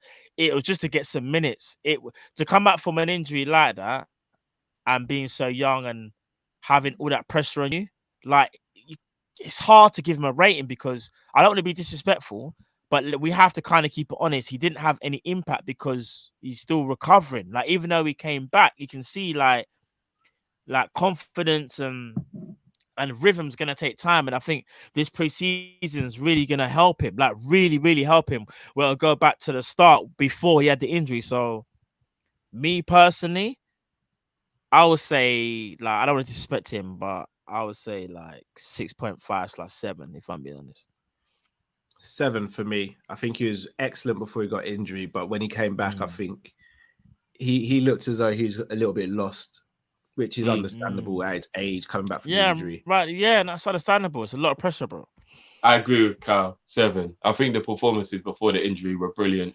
And then the couple stinkers he threw up afterwards, they're to be expected. Plus, he scored his penalty in a shootout. At his age, that was like, take some balls as well. Yeah, agreed. Right, let's start flying through these a bit quicker, boys. Yeah. We got to keep Elliott out of these streets as well, though. I'm not going to lie. Yeah, I think that's why I'm wanting Hendo and Millie to kind of just take him to a side and be like, brother, plenty of fish in the sea still. He's got too much South London in him, I'm not going to lie. James Milner.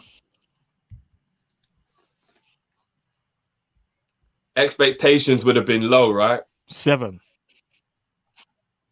I'll say 7. I'm just calling it right here, 7. I'm going 7.5 for Millie. In fact, I'm gonna give Millie an 8. Yeah, I'm going 8 for Millie, actually. He didn't let us down once all season. At 36 years old. No, I disagree. The Man City game at home should have been sent off. All right, but that's not really letting us down because a 36-year-old getting roasted by Foden is expected, right? Still could have. Didn't he play against Zaha the week before that and keep him in his pocket? He did. I thought he didn't let us down. Cal, I'll give you that one game against City. Other than that, though, he didn't let us down, right? Stamford Bridge, he weren't great, even though he was better than the other two. But that's what I mean. He's still better than the others. Yeah, I mean, for me, I think Millie gets an 8. Say again, say. Bro, you man. expectation, Matt. We would have not thought he would have even played hardly when you think about I do it. think sometimes what it is, I just think we got to call like I'm just being blunt today, innit? Like you're right. His expectations weren't the highest. You are right. They weren't high for me. I have to keep it honest. However, I'm not gonna sit here and say I don't know, like his performances, bro. Like, yeah, some of them were good, but that's why I think 7. That's why I'm saying 7 because he was good. Like, he was good. He wasn't above good. Milner was good this season. Like, you know, when you just look at it, like, how good really was he? Like, throughout the whole, and I say whole, like, I think Jamrock, what did Jamrock say? He played, like, what was it, 10 Premier League games? His minutes added up to or something like that? Yeah, the equivalent, yeah. Do you know what I mean? So, I just got to be honest, like, I know we love our players and we don't want to give no one a low mark. And this ain't even low because 7 is still good and it's understandable. Like, but I'm just gonna say 7 for me. I think Milner had a good season, so I'm saying 7. That's fair enough. The reason I go 8 is because going into the season, my expectations were I wasn't going to see him play much. And when he did play, 9 times out of 10, whether it be coming off the bench to close out a game or the Newcastle game where he started and he was very influential in making a tackle that led to us getting the goal. Leadership on the pitch when he played. Other games, even though the team might have not played well, he still played better than others in his position. That's why I've gone with an 8, personally. Cal, you got the best memory. What was that game he played centre midfield? We got an injury, then he had to play right back and he was already knackered. And he still had a brilliant second half. You kind of throw me on. Was it a Champions League game or? Do you remember when he was in midfield and then he had to go to right back because we got an injury? I do remember. I can't remember the game though. I think he was an 8. I think he was versus expectation. Was it Southampton? It might have been Southampton. Yeah, it would have been Gomez, isn't it? Gomez. Yes, yeah, it was Southampton. Yeah, expectation versus performance level. I think Cal hit the nail on the head. I thought he was brilliant in the majority of the games he played. So,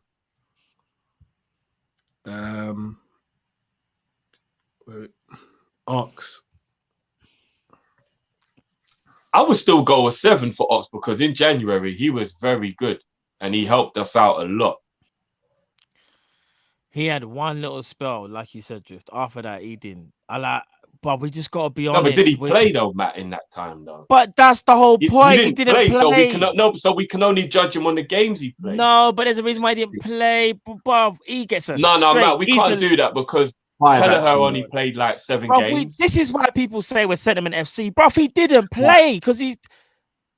No, but we're judging him on how many times he played, bro. That's the criteria. Games. No, but bro, in the he done games one he little played thing. in. Everyone's gonna say, "Oh, but look what he did in the Afcon thing." That's fine. He had one spell. Well, how long's Afcon? 1 month. 1 month out of how many months out of a calendar of football, bro? Do you know like that? We just gotta be honest. It's a 5. This is why I say sentiment because this is do you know what? I won't even. That's not being sentiment. I think people are downplaying how well Ox played during the times when he was played. Ox was doo-doo. So if I'm going to break it down, he wasn't doo-doo, but it just wasn't. No, I don't. Even when he played in the League Cup and we played a centre midfield of Jones, Ox, and Naby, he was poor in that game. The month in January, you're right, or even slightly before that, he got a fantastic assist against Brighton where we drew 2-2. Yeah, I'm giving props for that. He was terrible in that game in midfield overall. The AFCON month, the goal against Brentford, goal against Palace, he came up trumps. After that, it weren't good. But he didn't play after that. But it's fine. I'm not. I'm not saying no. I'm not saying no 4 or 5 when he obviously contributed, but I have to be honest, bro. He gets like a 6, and that's maybe 5. Even me because it's a 5 for me. Yeah, and I was about to say that's even me being generous because, but the attitude was so bad to the point where when we saw him walking off the pitch and we're trying to do the whole lip reading thing, bruv. I think it's the attitude as to why Klopp didn't put him in the squads as well. You know, it can't just all because Klopp loves Ox to a point where he used to give him ample opportunity. Where there sometimes we're like, oh, I'm surprised Ox got the nod ahead of whoever, but I think it got to the point where there was just too many times where he probably felt like Klopp, like Ox has let him down.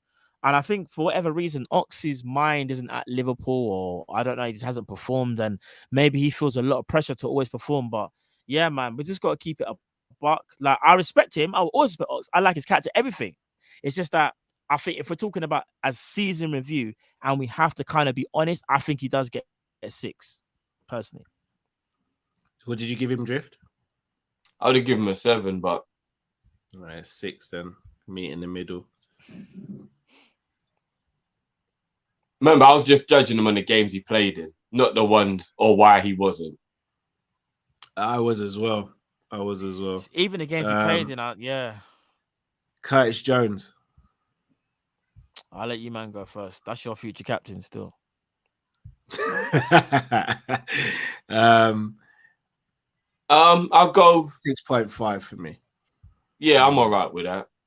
I agree. 6.5. I'm all right with that. I thought you know we were gonna try give him some boost. Nah. This is what I'm saying. The midfield needs a conversation, because even Curtis Jones, man, we need to have a conversation about him as well. Individually and collectively, midfield needs to have a conversation. All right, let's move into attack now. This is where we're gonna get techie, boy. I'm gonna start with Minamino on this one. Hey, bro, can I go first on this one, please? Yeah. Taki Minamino defied my expectations. I thought this guy was just gonna run around, be busy, get maybe 2-3 goals, and every now and again have a good performance. He scored, if I'm not mistaken, 9 to 10 goals this season. Helped us win a cup. 11, I think. Yeah, never complained. Always got on with it. No bad press. Attitude was right when he stepped onto that pitch. He came back from having a bad miss against Arsenal, if I'm not mistaken, to then having a great performance the next game he played. For me, Taki gets like a 9. A 9. I can't lie. And maybe I'm giving him a higher rating. It should be like an 8.5, whatever. But I'm talking about, for me, my expectations was not high from Taki. And that's how, you know, people, I am honest. I will not sit here and lie and say, oh, no, I thought it was going to be all right. I didn't think Taki was going to be good. You know what I mean? So I'm giving him a 9. Expectation alone, bro. Yeah, I'll give him a 9. For him to play a bit part player for the most part in the Premier League, but every league game or every League Cup or every FA Cup game he was asked to play, and he played so well. He was top goal scorer in both tournaments as well. Yeah, 9. I thought Taki was brilliant whenever he was asked. He actually was. He should have played more, to be honest. Yeah, agreed. All right. And he might even be leaving as well, if report as well, yeah. Yeah, do you know what? Leeds, isn't it? Everyone's blessing. 100%. It leaves with my blessing in terms of like Leeds. I'm sorry, we've told Leeds kind of 15 million, haven't we? So yeah. We'll talk about it in another show, but I even think he will be a miss, which I didn't expect. Yeah, we shouldn't sell. We shouldn't sell Taki. Depends on what else we do in the window, to be fair. Here's the thing. Yeah, I still don't think we should sell him, Cal. I think we're trying to do quantity. Sorry, I think we're trying to do quality over quantity. However, when you are squad, sometimes you might need quantity at times. So it's a tough one. It's a tough one for me. Yeah, I agree. Right, Divock. He's the legend, bro. He's the legend. The fact that he barely played, but when he played, he came up clutch. I give Divock an 8. I'm good with an 8. For me, I don't remember him letting us down at any moment he was called upon. So you know why he gets that extra half mark? That goal against Wolves will never be forgotten for me, bruv. That touch there, people sleep on that Wolves goal. You know, you see when Salah burning down the right hand side when we finally broke free. It is our Wolves, right, Cal? Please tell me I'm not wrong. Yeah. It's Wolves, right? Salah breaking down the right hand side, crosses it in. Origi takes that touch and then swivel bang. I'm not trying to throw shade, but Darwin Nunez, if you sign for us, you better be doing that in abundance. I can't lie to you. That's what you got to live up to. You see that touch there, bro? I think his sauciest goal this season was the West Ham one. Bro, the touch on the swivel, yeah. The only person that scores that, in my opinion, is Mane, because Mane's got that same capability. I don't think Salah can turn on the swivel and do that. I don't think Jota can. I think Mane's the only person I've seen Mane did it before. Very few people can do that. That goal is so underrated. I mean, Matip. the scorpion kick as well. But yeah. Oh, brother. Header against Milan. Bro, Nunez has a lot to live up to. That's what I'm going to say. The Salah assist against Milan, Cal. Ooh. People downplay that Origi assist for Salah against Milan. You're right. Everton when he came off the bench as well. Bro, 8.5. Let's not talk about it because it's going to make me upset, man. Boy, oh boy. I'm losing Mane and Origi in the same summer. Do you not know how difficult this is? Yeah, it's a madness still. Yeah, it's kind of mad. It's hurtful still. I just read something as well about Mane. You know what it is? Is this what I get for my manifestation? That's from, see, this is what it is. This is what I get from my... See, so it's not all positive, guys. I manifest these things, but I get punished in other ways. You see how it goes? Oh, boo-hoo, bro. Me and Matt just get punished, bro. No, because your favourite players are still in. Now he's getting a new contract and so might Bobby. So it is what it is, isn't it? Bobby ain't but here's the thing. No, but here's the... no, but do you know what? Do you know what I read recently? And I don't even want to say this. But it's gonna be said anyway at some point. I just read a report, and it's by someone very creditable, that says Bobby Firmino will be allowed to see out the remainder of his 1 year left that he has remaining. Bro, that don't fill me with confidence whatsoever, bro. I think that was pretty obvious, though, Matt. You know, Bobby was never gonna get a new contract. I don't think he's gonna get offered a new deal. Do you know how sad that's gonna be, bro? Man won't even get offered a new deal, bro. Don't. Mad. Don't.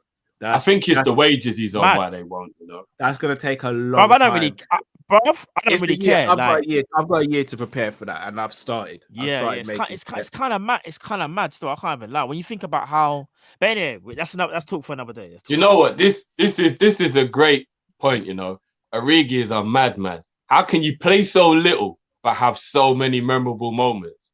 It's so true. You know. Yeah. It's so true. Bruv, that's my guy, man. I'm gonna be honest. I think Liverpool made a mistake by not playing him more, and I've said this. I actually have said this a few times. He didn't play him. I've been screaming this for 3 years, man. The only problem, he does pick up injuries at bad times. Yeah, he does. Like in AFCON, like in January, that's bad. True. That's true. But you know what it is? That's going to be annoying with Origi more than anything. It's that what if?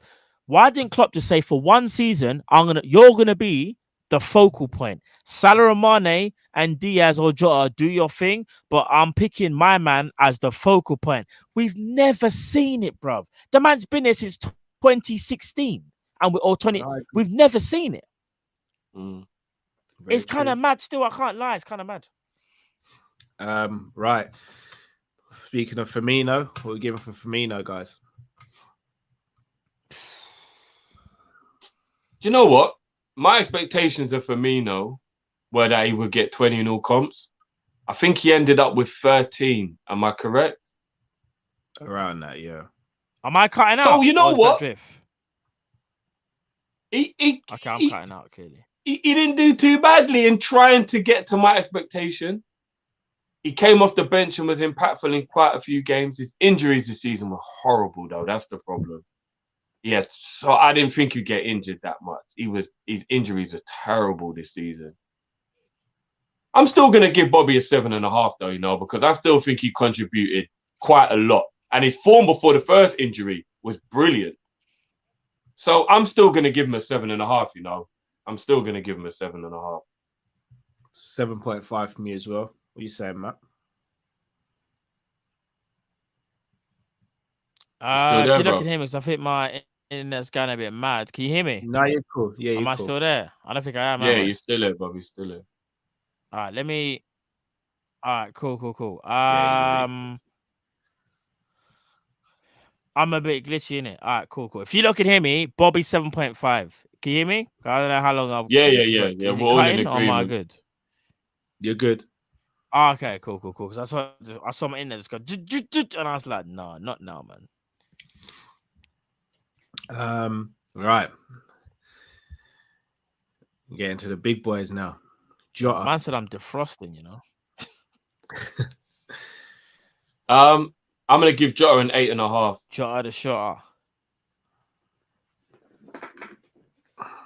I'm not as bothered about his I think he link up does it. play If you look at as it, you guys are. why's my internet going mad? I'm and you know Oh, what? no, Again, bro. No? during AFCON, fully stepped up. Fully stepped up while those guys were away. Single-handedly beat Arsenal and put us in the cup final. Start of the season. Matt, you're proper glitchy still. Very glitchy. Yeah. You're moving mad now, Matt. Still, you're moving mad. Am I? Yeah, come out and come back in, bro, because you're delayed as well. But yeah, Cal, 8.5 for me for Jota. I thought he was good, man. I did. I like Jota. I'd have gone for 8 for a Jota. We're not that far off then. No, we're not. Am I delayed now? Or am I okay? No, you're back now. You're back. Yeah, 8 or 8.5 for Jota, Matt. What are you saying? 8.5. He became the striker. Not me. People got annoyed of him because his build-up play wasn't the greatest. But what he was there for? To score goals. He was there to score goals. I said this. I think it's the third game in. I was like, people just need to understand. Jota's being converted now to a striker. Like, just understand it, respect it. So, like, Matt, we just on a quick one then. Yeah. If that's the case, shouldn't you be over the moon with Nunez then? Aye. Glad you said that. I'm so glad you said that. No, I'm not even trying to dig you out. No, you're not digging me out at all. I'm going to give my response. I'm not bored with Nunez. The same reason I have my frustrations with Jota, isn't it? Okay. The reason why I'm not over the moon with Nunez is because we already have Diogo Jota, who, in my opinion, could do the same thing. Arguably, Nunez might be a slightly better finisher, but everything else, Jota is better. We are apparently about to spend 100 million euros on a player that we already might have, just a bit different. In fact, do you want to know something? Nunez is more of a battering ram. Jota, but then again, when Jota plays for the middle, so is he, right? It does make me wonder, and this is why I'm not over the moon, but I'm okay with it, yeah? That 100 million euros, could that have been spent on someone else and just literally convert Jota to the 9? Like fully. Don't want to see him left wing unless there's like some injury problem or whatever, or Diaz is tired. Play him through the middle. We'll spend 100 million euros on a striker who is basically Jota, but just taller and stronger and probably faster. Matt, I'm not gonna lie. Nunez is twice the finisher Jota is. You say twice the finisher, yeah? No, but I'm gonna say this right now. It's gonna be very intriguing to see who. And again, it's kind of hard to kind of like go between the two about who's a better finisher because it depends who plays where. But bro, 100 million euros, you best finish your dinner. Like, I'm being real, Drift. We can't have a striker. I get that. No, bruv. Nunez for 100 million euros, yeah? We might as well have just done 130 million euros and try a thing with Kane. Bruv, for that type of price, you have to be the finished article. Kane would have been 200 million euros. But I don't give a... Listen. For that type of money there, amount, bro? Yeah, you have to be the finished article. I don't think he is. I think, but he's 22, bro. Anyway, let's not get back on the Nunez. But again, Jota. See where your mind was at with it. Man. It's because Jota does what Nunez does in a different type of way, yeah. Bro, if you could pick one of the two to be in on goal and a 1-on-1, which one would you pick? It's tougher than you think, you know, because I've seen Jota in Prem. I haven't seen Nunez. Oh, it's Nunez all day. I don't trust Jota with in a 1-on-1. Do you know what? No. I trust Jota. It's just that Jota's not as clinical as I thought he was. Because remember, I did say this thing. He has a tendency to smash the ball, but that's what I think. Jota's instinctive. No, but Jota likes to cut in and then smash the ball. When he's 1-on-1 through the center, I think he places it. It's when he cuts inside, he has a tendency to just smash it. Like he just smashes the ball. Bro, people that want to talk about Nunez, yeah, and whoever said he's good with both feet, slightly disagree. He's very one-footed. However, there are times when he uses left and you think, oh, it's not that bad. Bro, he's not one-footed, bro. Anyway, we're back on the Nunez thing. Bro, don't compare Jota's left foot to Nunez's left foot. It's not even a debate. Jota wins Nunez that. is both-footed, bro. He's not one-footed. He's not, but... All right, do you know what? Listen, you got your boy. He's not both. That's calm. He's not not both footed. Alright. Drift. All I'm gonna say is this, and when I say this, I'm not even joking. I want him to succeed. All jokes aside, I want him to succeed if we buy him. But I can't lie to you, bro. If for 100 million euros this guy does flop, just know I'm coming straight for you because That's you see when it comes to the navigator thing and he's like half the price. That's fine. We just got to be fair, and I don't want to because if we win every trophy and Darwin Nunez scores in a final, I think you're concentrating on the money too much, though, bro. Bro, do you know why I am though? Because we don't have a lot of money to spend. Yeah, but I still think that you're already fixated on the price. I think you got to forget about the price for a minute. Drift, you had a go at Liverpool for last last one I'm gonna say. Drift, £68 million for a striker isn't that bad in this market. 85 million. Bro, stop talking about that add-ons, bro. They only get that if he's successful. We got to talk about what the fee is up front, bro. Drift, that type of money. Guys, let's leave it. Are you expecting to finish article? Yes or no for that type of money? Even if it's 65, are you expecting a project? Let's move finish on. Article. You don't want to answer the question. Because we've spoken about Nunez or not enough already. Drift, are you expecting a finished article for that type of money? Yes or no? Well, let's move on, bro. Cool. People, you see it right there? Man couldn't answer the question. I'll leave it there. We'll talk about him another day, bro. Yeah, it's cool, bro. You didn't want to answer the question. I understand it, though. What are we saying for Luis Diaz?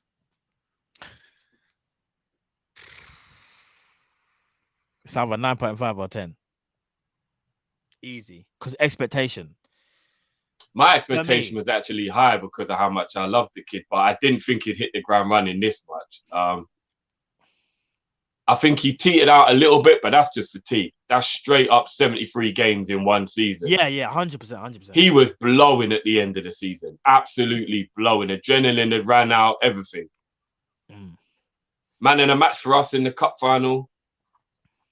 I go 9.5 for Diaz based on having to adapt and all that other stuff. Yeah, I'll go 9.5 for him, yeah. And he changed the way we play. He actually, in such a short space of time, he's actually changed the way we play. He gave us that outlet that kind of like what Mane kind of used to do. Like just being devastating. Like, even though we didn't get the goals that I thought he may have, but I think that will, again, like you said, Drift, getting tired and playing so many games, I think that should come next season. However, I do think that's something he has to work on because he doesn't get that extra half a second. Something that I said about Nunez, but 9.5, bro. The guy was sensational. Changed where we played. Just quickly, do you not think speaking the language is a big deal? As in, are you more impressed the fact that there's only a few people in the team who he can actually talk to? Yeah. That will come though. He'll be good with that. Yeah. No, I'm just thinking like if I moved to a country and there was only like 4 or 5 players who speak my language, I'd find that really tough. Do you get what I mean? Yeah, I think. Well, here's the thing. So when a player moves country, it's going to be. It's not just the players. Pep Linders also speaks Portuguese as well. Yeah, I guess that is true. Yeah, as long as the coaching staff speak it. Yeah. That's what I was going to say. So football is kind of universal. Obviously, when it gets down to the fine margins, you need to be able to have some type of understanding with one another. But for the most part, you can get away with like your body language, like saying something. They all speak the same language, innit, bro? Yeah, and yes, I'm saying football. It's like when Robbo's like, he knows, like, oh, okay, I need to go there. Like he knows, innit? But obviously, during the off season, that will just become that connection that them man have will become stronger, and it'll be for the benefit of for us. So. 100%. Diaz 9.5, bro. All he's got to do, like I said before, is the finishing. It's just the finishing. Like, and trust me, he'll be different. All right. Sadio Mane. Bomba Club. 9.5. Sadio Mane literally had the tale of two halves. He didn't start out that great. But the finish that he had was like, I can't even lie to you. Man just turned into Mr. Clutch. Like he really took ownership in that center spot, man. I can't even front. And even though I know people will point out the fact of we didn't score in finals or whatever, you have to understand as well, man went AFCON and done his thing, come back and said, listen, what, you signed Diaz, yeah? All right, cool, Jurgen, cool. Is that what you're saying? What, you think I'm done? All right, cool, say nothing. Man went and done his thing. And again, his legacy, and I think it's more to do with his legacy and how he kind of rebuilt himself as the number 9 for us in that short period of time. For me, it's testament to him. 9.5. I can't even lie to you. 9.5 for me, especially after the season he had previous, where even myself and Cal more so were like, oh, Mane's on a bit of a decline. Even though he's on a decline, he's still good, but how good really is he? He answered questions. He had to face adversity. Someone else was signed. He answered the call. For me, it's a 9.5. What's yours, Drift? 9.5 as well. I'll leave mine then. Huh? It's a 9.5 anyway. So. Oh. It wasn't, but he doesn't want to ruin the party. I respect that. What was yours, Carl? Nah, man. No. What's yours, bro? No. Mine don't matter. Mine don't matter. Nah, do you know I know Carl's in the money? Grips in his own neck. We need answers, brother. Mine don't matter. We need answers. Nah, mine don't matter. It's calm, man. Calm. Do you know what? Carl is really trying to save the peace tonight. All right, it's cool. I am still. I know Carl was thinking a 9. I think he was thinking a 9 personally. I think it's based on the whole season. I think Mane was still contributing before Christmas. Maybe not to the level we're used to, but in all them group games that he scored in, and he was assisting, his defending, he wasn't as bad as people are saying he is. He just wasn't as good as he could be. So I don't even think he had a bad first half of the season, personally. He just wasn't as good as he could be. That's all it was. Yeah, I think if we're being honest, his first part of the season was kind of like, there were always question marks, because there will be games where it's like, oh, was he good? Was he not good? Oh, he scored a goal. Did he? Oh, but how much the goal weigh? Oh, I thought it wasn't great. Yeah, but he scored. Like, there was a lot of like and ahhing about Mane, if we're being honest. However, yes, he was kind of like and ahhing. In that second half of the season, I can't lie to you, bro. He was probably the most formed player in our team. Easily. Yeah, he was the best player from January, 100%. Like, no. Who was better in your opinion? Just quickly from January. For a start, we can't even say January. He wasn't here in January. All right, from February. You know I mean? February. When he came back from AFCON, you know what I mean? When he came as in best player form-wise, from February to the end of the season. Yeah. I'm still going Alisson or Matip. I mean, that's fair enough. I'm not going to argue with you. That's fair. I disagree, but that's a fair argument. Also, Thiago as well. Mane they were all brilliant. From February to May, Mane was sensational. Bruv, do you know what it is as well? The reason why I'm probably giving him that August to December. I hear you. But he wasn't that bad in that patch. He really wasn't. He got top goal scorer in the Champions League for us, didn't he? Didn't he score like 3 or 4 goals in the group stage as well? That I'm not too sure actually. All right, so I'm just gonna say 8.5 I'd have given Mane. Ay. Anyway, his second half of the season was a 10. His first half of the season, in my opinion, was a 7. Yeah, I agree with the 7. Yeah. So if we're balancing it out, 8.5. Nah, I'll still disagree with that part. But anyway, I can't believe that's our last Mane rating ever. That's actually really depressing me, man. Your guys' rating of Mane has messed up my Salah rating now as well, by the way. No, but it's just about it's just down to you. So should we just rip the band-aid off of Salah as well then? Let's let Cal go first with Salah. Yeah, you can go first then, Salah. I would have gone 9 for Salah. I thought it was 0.5 better than Mane over the course of the whole season. But I'm gonna give him a 9.5, the same as Mane. I was gonna give him a 9.5 anyway. So was I. I thought he was going to say some mad stuff about Salah. No, for me, it'd have been a 9 again. Okay. Salah and Mane just swapped the half of the season. They decided to be as good and as good. That was it. That's all it was. That's my point, though. Can you perform for just half the season All right. at a It's level. not. No. No, hear me out, Matt. Hear me out. Yeah. Like, say for example, Allison had a sick first half of the season, but an average second half of the season. We're not going to be sitting here right now giving him a 10 or 9.5. We just wouldn't. Why is it different for attackers? It's just how it goes, bro. All them assists and all them goals that they both got in the bad patch, you still have to count it, bro. It won games. Like, you have to count it. How many didn't Salah get like 7 assists after he came back from AFCON? That's why they're giving him a 0.5. But guys, let's not act like we didn't watch those games where Salah wasn't performing well. Yeah, he was. I'm not gonna lie. But Salah's second half of the performance weren't the greatest, but his first half was so good, Cal. It was like on another planet. His first half was so good. Man said he's the best player in the world. Now, all love to Mane was that. I don't think no one really said, even though Mane's playing out of his skin, there was never like a debate. Like, bro, I remember when Salah scored that goal against Man City, man are universally saying he's the best in the world, bro. Like, universally saying, no, Salah's the best, you know. But like, when did that goal come, Matt? October, I think. October. I tell you what, though, Matt. I think the only thing making people not say it was Mane was just the form of Benzema, which was out of this world. Yeah, that's true. That's true as well. Because if you think about it, if we won the Champions League, I think Mane should have got Ballon d'Or. But now they won it, so Benzema will get it. That's just how Benzema it works. Will get it because but the thing is, Benzema will get it because he's been consistent. I think. Whereas the other, our guys have had like in different like 4 months out of the season. That's and it's annoying because that's what lets them down. Because I'm gonna be real, if their man were just a little bit more on it in them in the 4 months or whatever, or 3 months that they had, which wasn't that great, their man they will both be in the running for Ballon d'Or, like fully. I'm talking like favorites.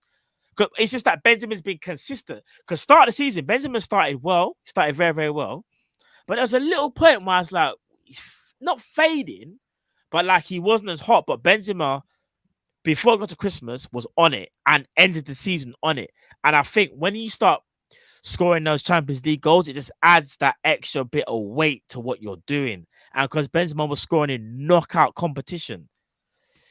So, yeah, it's kind of mad still. Fair dues.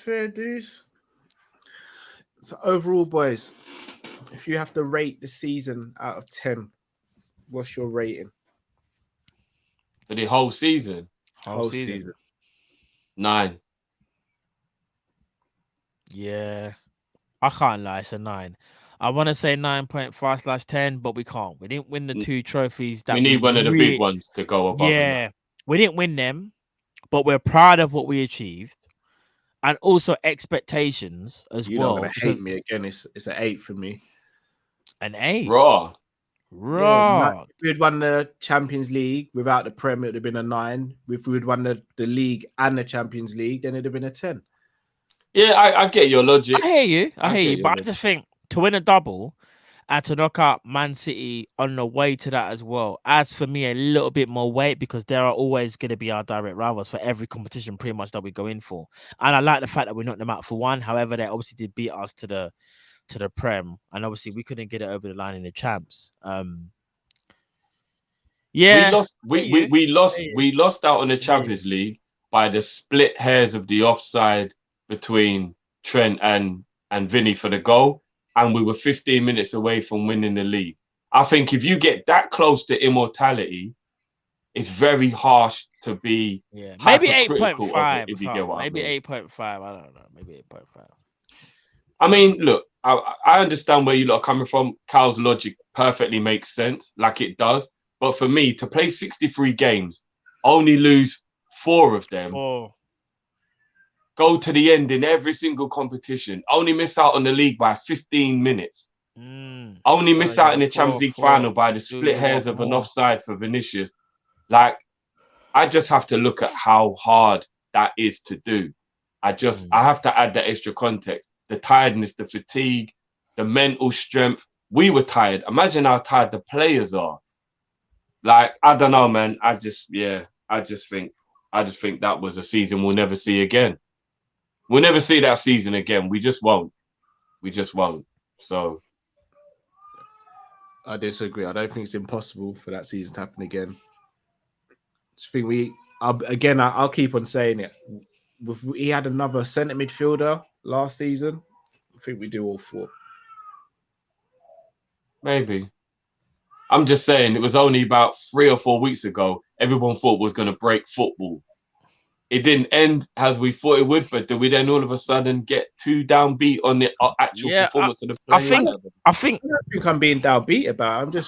I think I'm objectively saying it was an 8 out of a 10 season. I thought it was a very good season, but given what was on offer and like everything, we missed out on the 2 biggest trophies, regardless of how close. No, I hear that. Yeah. Oh, we did, but I just think, like what you said, it's like, and Jeff was probably the less, dare I say, invested in the quadruple talk, but to be in that, like, to even have that conversation anyway is testament to us as a club, right?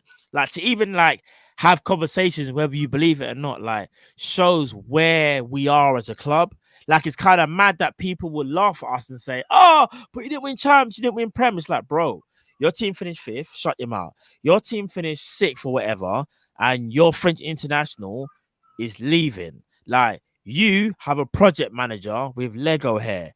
You spent the most money and I've got a guy that's still playing with Timberland boots and now wants to go back to Italy. Bro, it's so mad. And then you've got the only team that can really, really talk to us are Man City. They can't laugh at us. They can talk to us. Like all jokes that they can't laugh. They can talk, but they can't laugh. That's just me keeping it real. Because when it came down to it, you beat us by 1 point. When it came to the cup competition, when it was head to head, we beat you. And in Champions League, we went further than you. We just didn't win it. You won 1 trophy, which holds more weight, but we won 2 trophies. Quantity-wise, we won more competitions. Do you know what I mean? So it's kind of mad when you break it down. I don't listen to what the other people say. I don't. No. But I'm just saying for all the people that might listen to, I'm just trying to give an explanation as to why we should still feel proud of our team. No one can really talk to us other than Man City fans, bro. Like, really and truly, no one can't say nothing. But I've got people, Arsenal, Man United fans, laughing because we didn't do a quad. Like, bro, their teams, they have never sniffed a quad, you know? But they want to laugh at us. It's kind of mad. They're not laughing. They're relieved. Bruv, if we won a quad... Bruv, that's what it is. No joke, yeah?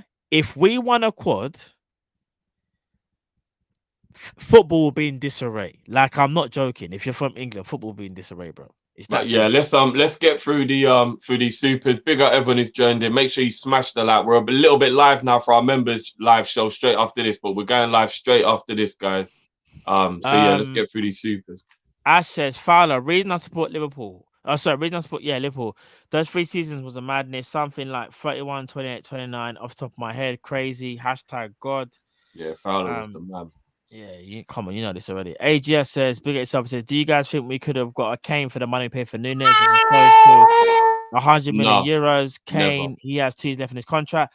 I do think if we pushed the boat out by another 20, 30 mil, there might have been a chance. But yeah, I can't. Kane would have been about 130, 140. Bruv. Pounds, not euros. It is what it is. I would have went for Kane if you're going to go for that type of money. But that's just my opinion. Scoop says, Miss Super Chat. Luis Diaz, ball progression and dribbling, Salah movement off the wing, Nunez finishing and present is the best balance we've ever had in an attack under club. Everyone bringing something different. Yeah, I hear you, bro. I hear you. That's a very good point, actually. Timmy says, snap. What? No, it's Miss Super Chat. Okay. Don't really like the news. All I've got to say, if a low block, which Benfica fans say he's bad in, the fans that want him don't complain. I will wait. I did say that about the low block situation. I tweeted about that as well. So yeah, we'll see what happens on that. Read that one already. I like my peace and sanity. No, I'm putting it out there. I just want people to understand where I'm coming from. Do you know what I mean? Like, and again, it's about the worst place for that. No, it is after today. Saswat says Mane bid from Bayern is a joke. 25 million plus add-ons if he wins Ballon d'Or. How about we do a sneaky bid for Kimmich or 5 mil plus add-ons if we win the Tour de France? I hear you on that one, bro. I hear you. Yeah, they comments on Madness still Bayern. Tour de France. My clauses on that. Dean says, yo, gents, long time. Have you noticed the reason why we almost every player we have signed since Klopp was because they played well against us. That's kind of true, actually. Klopp It does is. have this thing of Quite a few of them, yeah. Taki Minamino was a prime I'll example. be of honest. that. It makes me think: Are we actually being a bit lazy with our scouting? If that is the case, No. I think we scout them, and then when they play well against us, it's the nail in the coffin to knowing they're good enough because we're a high bar. So if you can play well against us, then you pass the test, kind of thing. Well, I don't know if I agree. I'm just gonna wait in it. Ashley says Kyle Kit video when.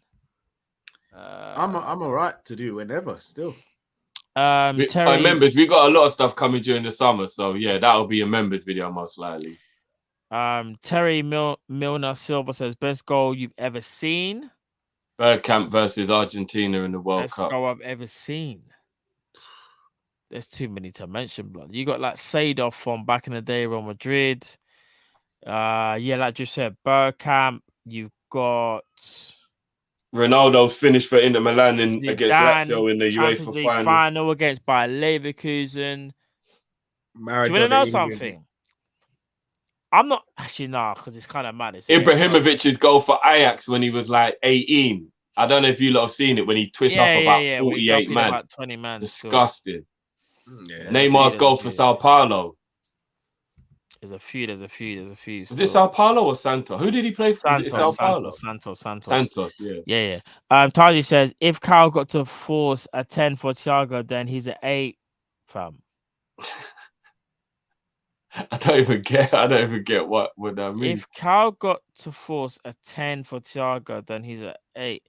I'm guessing he's referencing someone else. Maybe he's talking about someone else. Maybe I don't know. He said if Kyle can force a 10 on Thiago, then he means someone. I don't know.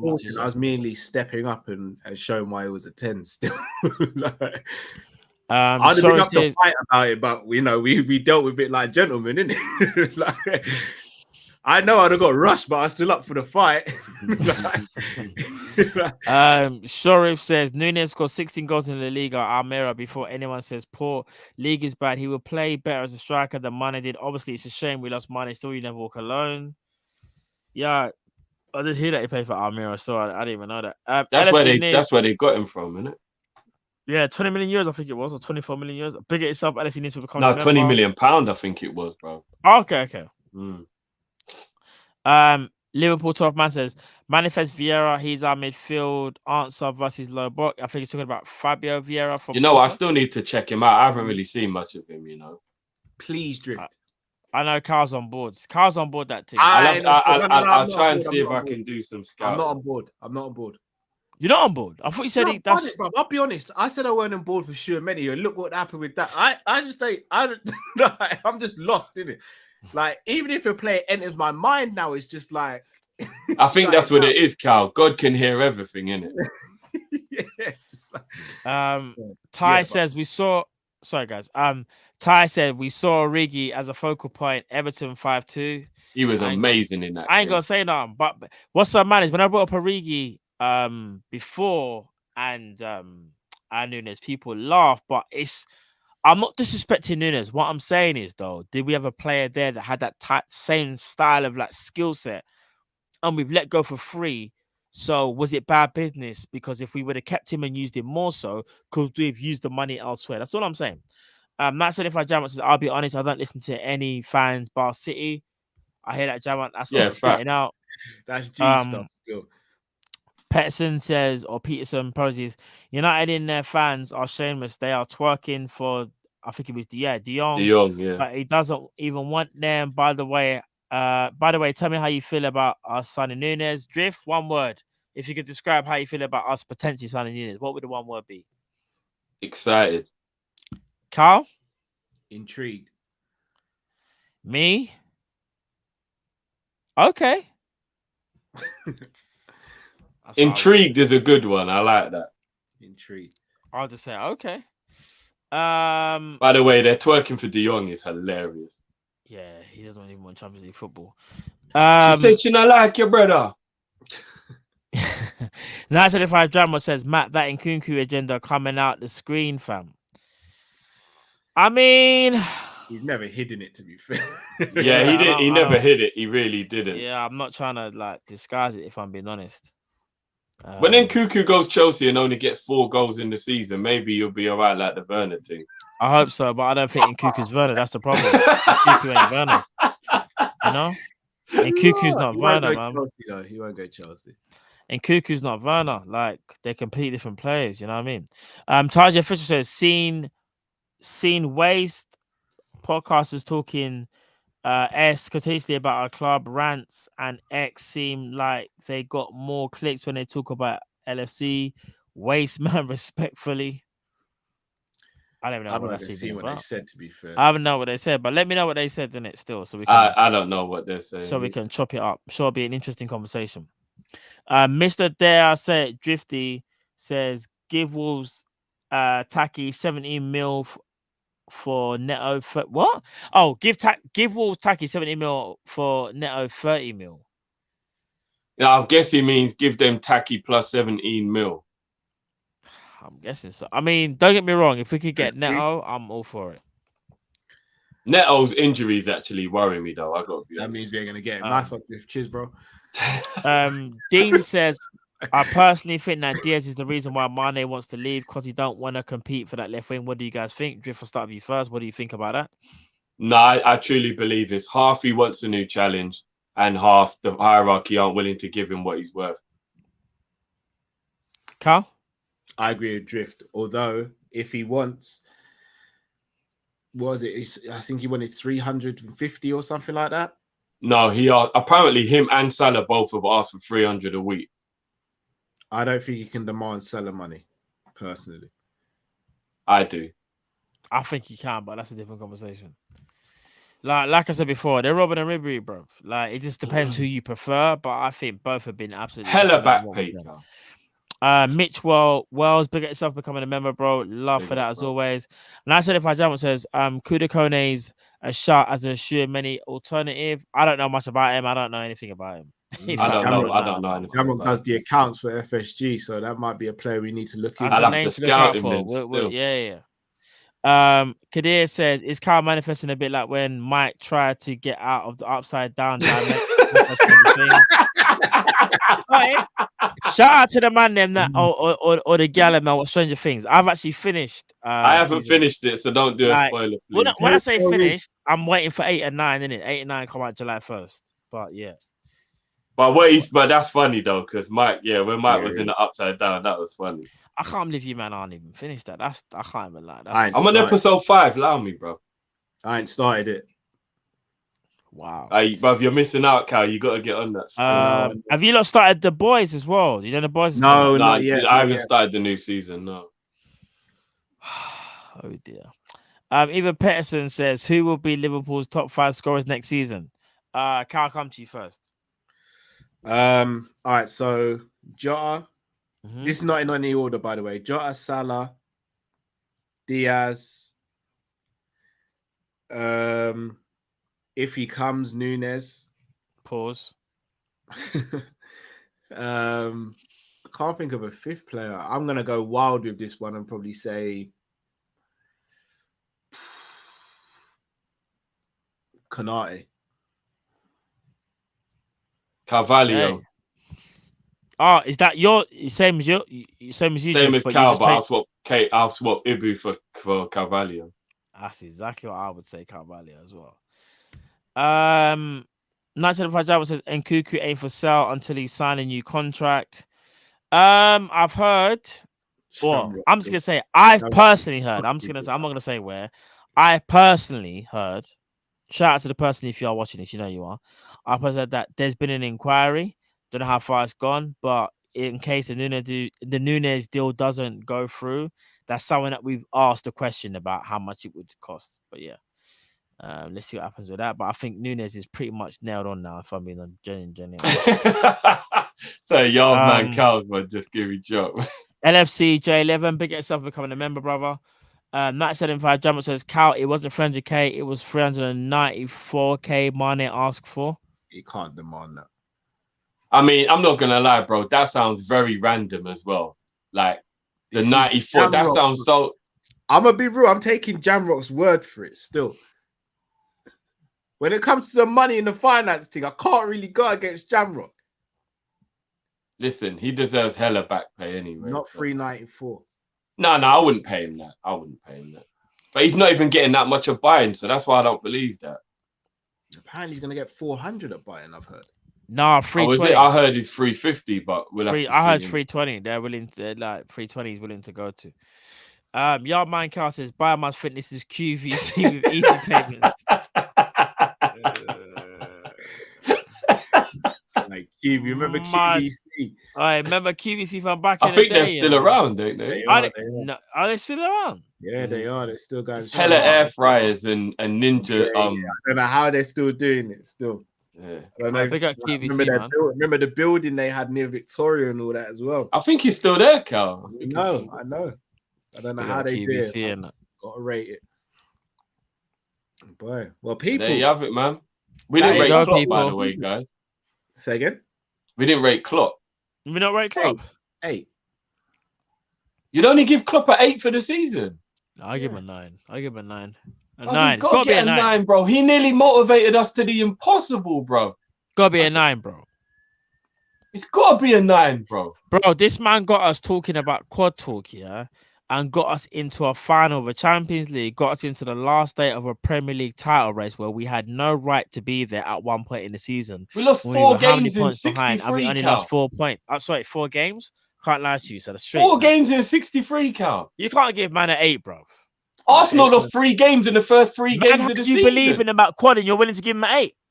8.5. I'll go up to an 8.5. How do you believe in a quad and you're going to an 8.5? He did. But we didn't achieve it though, Matt. And I've also got to look at the reason why we didn't achieve it, in my opinion, was because of his bad rotation. Bro. And also not getting a genie replacement, which is down to him and the owners. I think it's all right, guys. It's all right. Cal's run out of apple juice. We'll be fine. I'm on the that wall. Can't be that. I am on the wall. I'm dieting again. So yeah, see, I told you. His sugar levels are low. That's all it is, guys. Genie replacement can't be down to Klopp, bro. That's got to be down to the owners, surely. But what? How is it separated? Because these men are all in bed, bruv. Finances, bro. What do you mean? How does that make sense? They're all in bed together, bro. So, but what if man ain't got the finances to put the team together, though? What if he turned around and said, "I don't want any and every player, bro," like he did with Konate? No, but we don't know. Virgil. Guys, we got a members video. Let's hold talk on. about this. Just quickly, yeah. Do you think Klopp really wanted to sell Lovren and bring in Tsimikas, or do you think he wanted to sell Lovren and bring in a centre back when he was getting arsy about it in press conferences and was like, "Well, we would work a certain way." Bruv, that was him saying, if we lose 2 or whatever. You don't want my answer. All right, cool. Sean, was that 0.5 because Cal only gave Klopp an 8? 8.5. I'll go 8.5.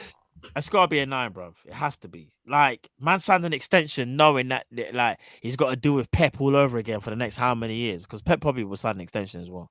But it's got I heard he's staying for another 4 years. I really want him to just go, man. Klopp made, don't get me wrong, Klopp made mistakes, but I don't think his mistakes bring it down to an 8. That's just me. 8.5. 8.5. 8 was It's got to be a 9 for me. It's got to be a 9 for me. Sean just confirmed the 0.5 is because of your Klopp rating, by the way. 8.5. I'm not going higher than 8.5. I'm not. It's got to be a 9, bro. I love him. Wouldn't swap him for any other manager. My favorite manager of all time, for me, to be honest. My personal favorite manager of all time. But this season's 8.5.